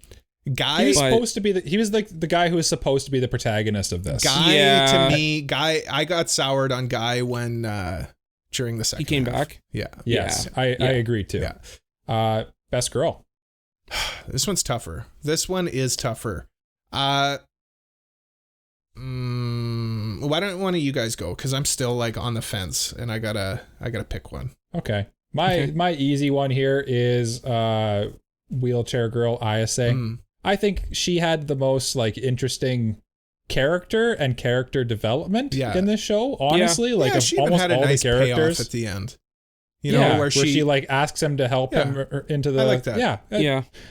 And like it all made sense, and she kind of like helped out, and she was there the whole time. And other than, I mean, she didn't do a ton other than just be like being a pilot and having jiggly bits for most of the show. She was kind of like the prime jiggly bit like character. This version of like Cullen from yes. Even the red outfit. 100%. She's the Oscar. She's the Colin. Yeah. She's my pick. And who are your picks? Jay. For me, I'd say Hare was my best girl, the childhood friend. That's a good choice. Yeah. Like, I mean, yes, she is the crux that makes him go all emo, edgy mode, but like, at least she did something. And like, her relationship with Shu is much better than her relationship with Inori, or his relationship with Inori. Yeah. She is literally the only person in the show who is always nice to Shu. Yeah. Always. She's never mean to him unless he's like trying to force himself on her.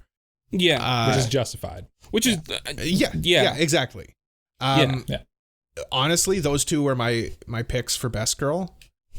But I gotta go with the girl who was in it longer. And I mean, extra points for Kana Hanazawa. I'm going ISA as well. Yeah. I don't know. I liked her character design too. Like, she's kind of tomboyish. I also like the wheelchair aspect. I of like her, the like wheelchair in it. It's cool. Yeah, it was cool. Like very inclusive to include. Yeah, and I like that. Like her being like, "Don't help me get up. I'm fine doing it on my own." And that whole thing. I like that idea, but I liked at the end where she's like, "No, like it's okay to accept help from people." As well. Like it's not pity. 100%. It's they want to be nice to you. It's just kindness. Friends. Like you rely on your friends. It's fine. Yeah. Shout out to Shu's mom as well. She was good in this. I liked her too. Yeah. I don't remember her name, but Haruka. Ending thoughts and rating is the next thing on our thing of things to thing. Okay, so tell us your thing while you're thinking. Ending thoughts. I already said it's a mixed bag. I liked some aspects of the show. I really didn't like some other aspects of the show. I would be comfortable putting this as a background character, I think. I definitely wouldn't go like below 50% because I think that there is like some elements that are good. I like the animation. I like the voice acting in it. But I wouldn't go above like a 60 because the direction I felt was lacking and the music I didn't like. The music annoyed me, frankly. And the writing in it is borderline atrocious. Background character for me. Mike? Kind of echoing what you said. The writing, I don't think the writing is bad. Like the plot points are all good. They just try to do too much and they didn't properly link stuff together. Instead of having the things like naturally flow, it was just like bullet points. We have to hit all the bullet points and then there's no like, nothing felt natural. Nothing worked in a way that made sense to me. And I didn't like any of the characters. I thought the show had moments of fun, but not enough for me. And I'm a big dumb idiot, and I cannot keep up to certain things. And it wasn't there's just too you, much Mike. going on It here. wasn't just and you. I know, but like on a good day, I have trouble. And with this, I legitimately at the end of the show, I was getting worried. I had to watch a bunch of reviews and like recap stuff to even remember what the hell even happened in the show, because there's just. Yeah. It just overwhelmed me, and it just did too much. And for It's that, just like I'm when giving, she was like bouncing all over the place, like back and forth through the air. Like, suddenly has superpowers. He has the super legs. And for all those reasons that I've given, I'm going to give my lowest grade ever. This is a henchman to me. I didn't even. At least with Charlotte, I had fun. Holy, what's going on? Some ominous, like something's coming. That was a big drop. Something's coming, I dropped a henchman. I dropped a henchman. It's that god alien person coming for me. No, I didn't even have fun with this one, guys. I honestly considered antagonist, but there's enough there with the animation and the sound and stuff. Yeah. I couldn't do it. Sorry, henchman. I will say at the end of I just want to recite my reaction to the end of the anime, because I was waiting for like a post-credit scene or something like that. mm-hmm. I think I made a noise that was something like I just made some audible like frustration noise. It was just like, that's how they end the show? At least give me a stinger to like hint at like a happy ending. A hint would have been better. Yeah. A hint would have been better. But this was just stupid. Straight up. Him putting the earbuds in and it's like, oh, now we're together. So stupid. The Yeah, music was barely a part of the show, but they wanted it to be. Like, Yeah. I didn't talk about the Razafon elements of it as well, with the music being an important element, but it really wasn't. I feel like we could rant forever about this show. Jay, wrap this up. I've said a lot of what I wanted to say in the post spoilers discussion, where like a little bit of me was a bit disheartened with the fact that like it didn't live up to how I felt about it initially. I didn't hate it. I don't think there's any part of me that like walked out of this going like, this was terrible. I will never watch this again. Mm-hmm. Because like there is still a special place in my heart for it, but at the same time, it doesn't really do anything that like exceeds expectations when it comes to anime writing or anything in general. It's all been like, I mean, I can't really put it up against something that it didn't really compete against in the first place when it first came out. Mm-hmm. But like, if you're going to watch it today, it's not really the best thing that you could be watching. And that's all you can do, right? Is you can only put it up today. It is what it is. So I'm gonna echo Cole in the rating and go with a background. It had its moments, and there were times where I was like, okay, this is kind of cool. Yeah. And I fell in with that rule of cool idea, but there was never a time where I was like, yeah, this is sublime. Good. Yeah. This is good. Yeah. Yeah. So what? We're kind of we're just below a background character. Yeah. Okay. Well, there it is. Watch the show if you want. Don't watch it if you don't want to. I'd say it's worth a watch. I'd say give it a shot. I mean, you'll know right away. Yeah, even if you watch it as whatever. Give it a shot. So give it a shot. Full disclosure, I'm still going to call it a 10 out of 10 because the meme is not going to die. It is a 10 out of 10. Exists. Yeah, it's a 10 out of 10 anime. But at the same time, I mean, if you don't agree with us, like, and you want to check out why we said what we said. I mean, of course. Let us know what you thought of it. Let us know if we're idiots and the show is actually legitimately a 10 out of 10. Tell us in our Discord or in the comments or anything. Yeah. Now, you know Mike, what else? I want you to tell us. Yes. What show you are picking for us to review. Your brain is so fried. It's okay. Listen, I watched this whole show in like 3 days. I know. I was surprised. I'm like, how did you do this so quickly? It's actually really funny you say that, Cole. I was asked when I was at Weiss, do you think Mike and Cole will like it? And I was like, absolutely not. But you can also gauge whether or not Cole will like this depending on how fast he watches it. That was the thing, though. I thought he might like it because he watched it really fast. That was the thing. Like it hooked That's me. the thing. I watched it. It got me to watch it quickly. It took me a while to like get rolling into it. I can only do like 4 episodes at a time for the first few binges. But then, I was able to kind of crack that six episode for a few days. And I think that like it's one of those shows, like if you shut your brain completely off and just like enjoy that rule of cool, you'll be having fun. Yeah. I couldn't. I just couldn't. I don't know. I usually am the type of guy to shut my brain off and have fun, and I just didn't have fun. Okay, Mike, shut your but brain I will off. Have fun telling you my show. Yes. We need to get it. We need to get moving. In the Discord, I gave the hints already. Last little while. 2 people have guessed it correctly in our Discord, and they are both patrons. It just shows when you pay money to the podcast, you have a big, hard, wrinkly brain that has lots of good thoughts in there. The show I selected that we will be reviewing next is Odd Taxi.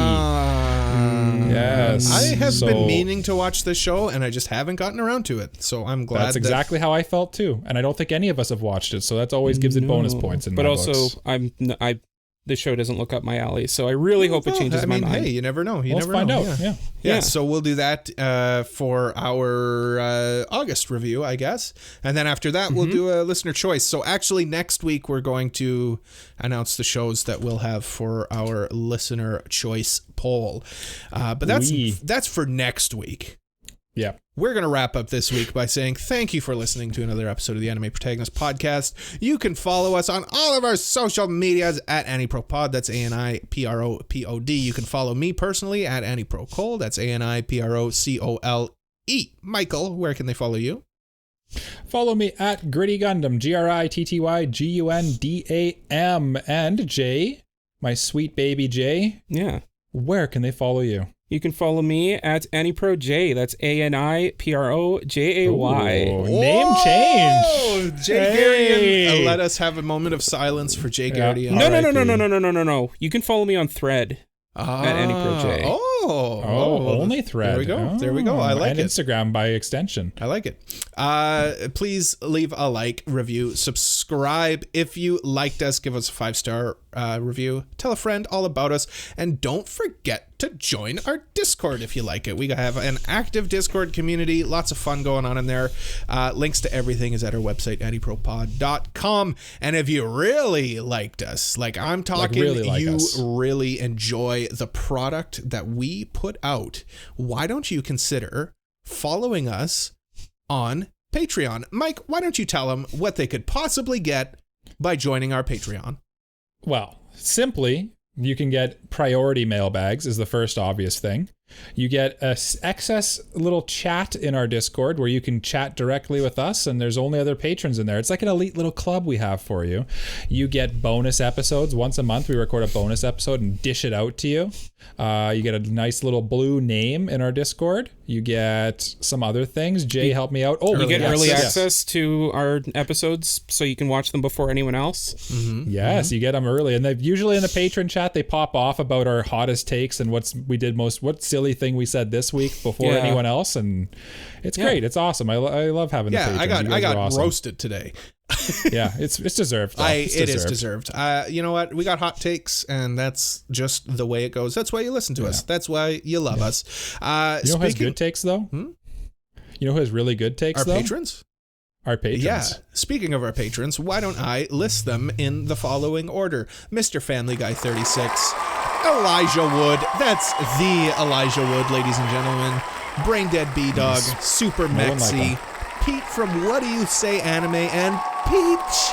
Thank you so much. You guys really are super duper cool people.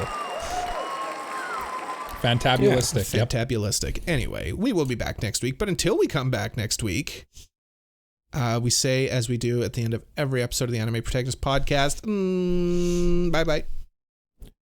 Bye-bye. So long, farewell, bye-bye. Bye-bye.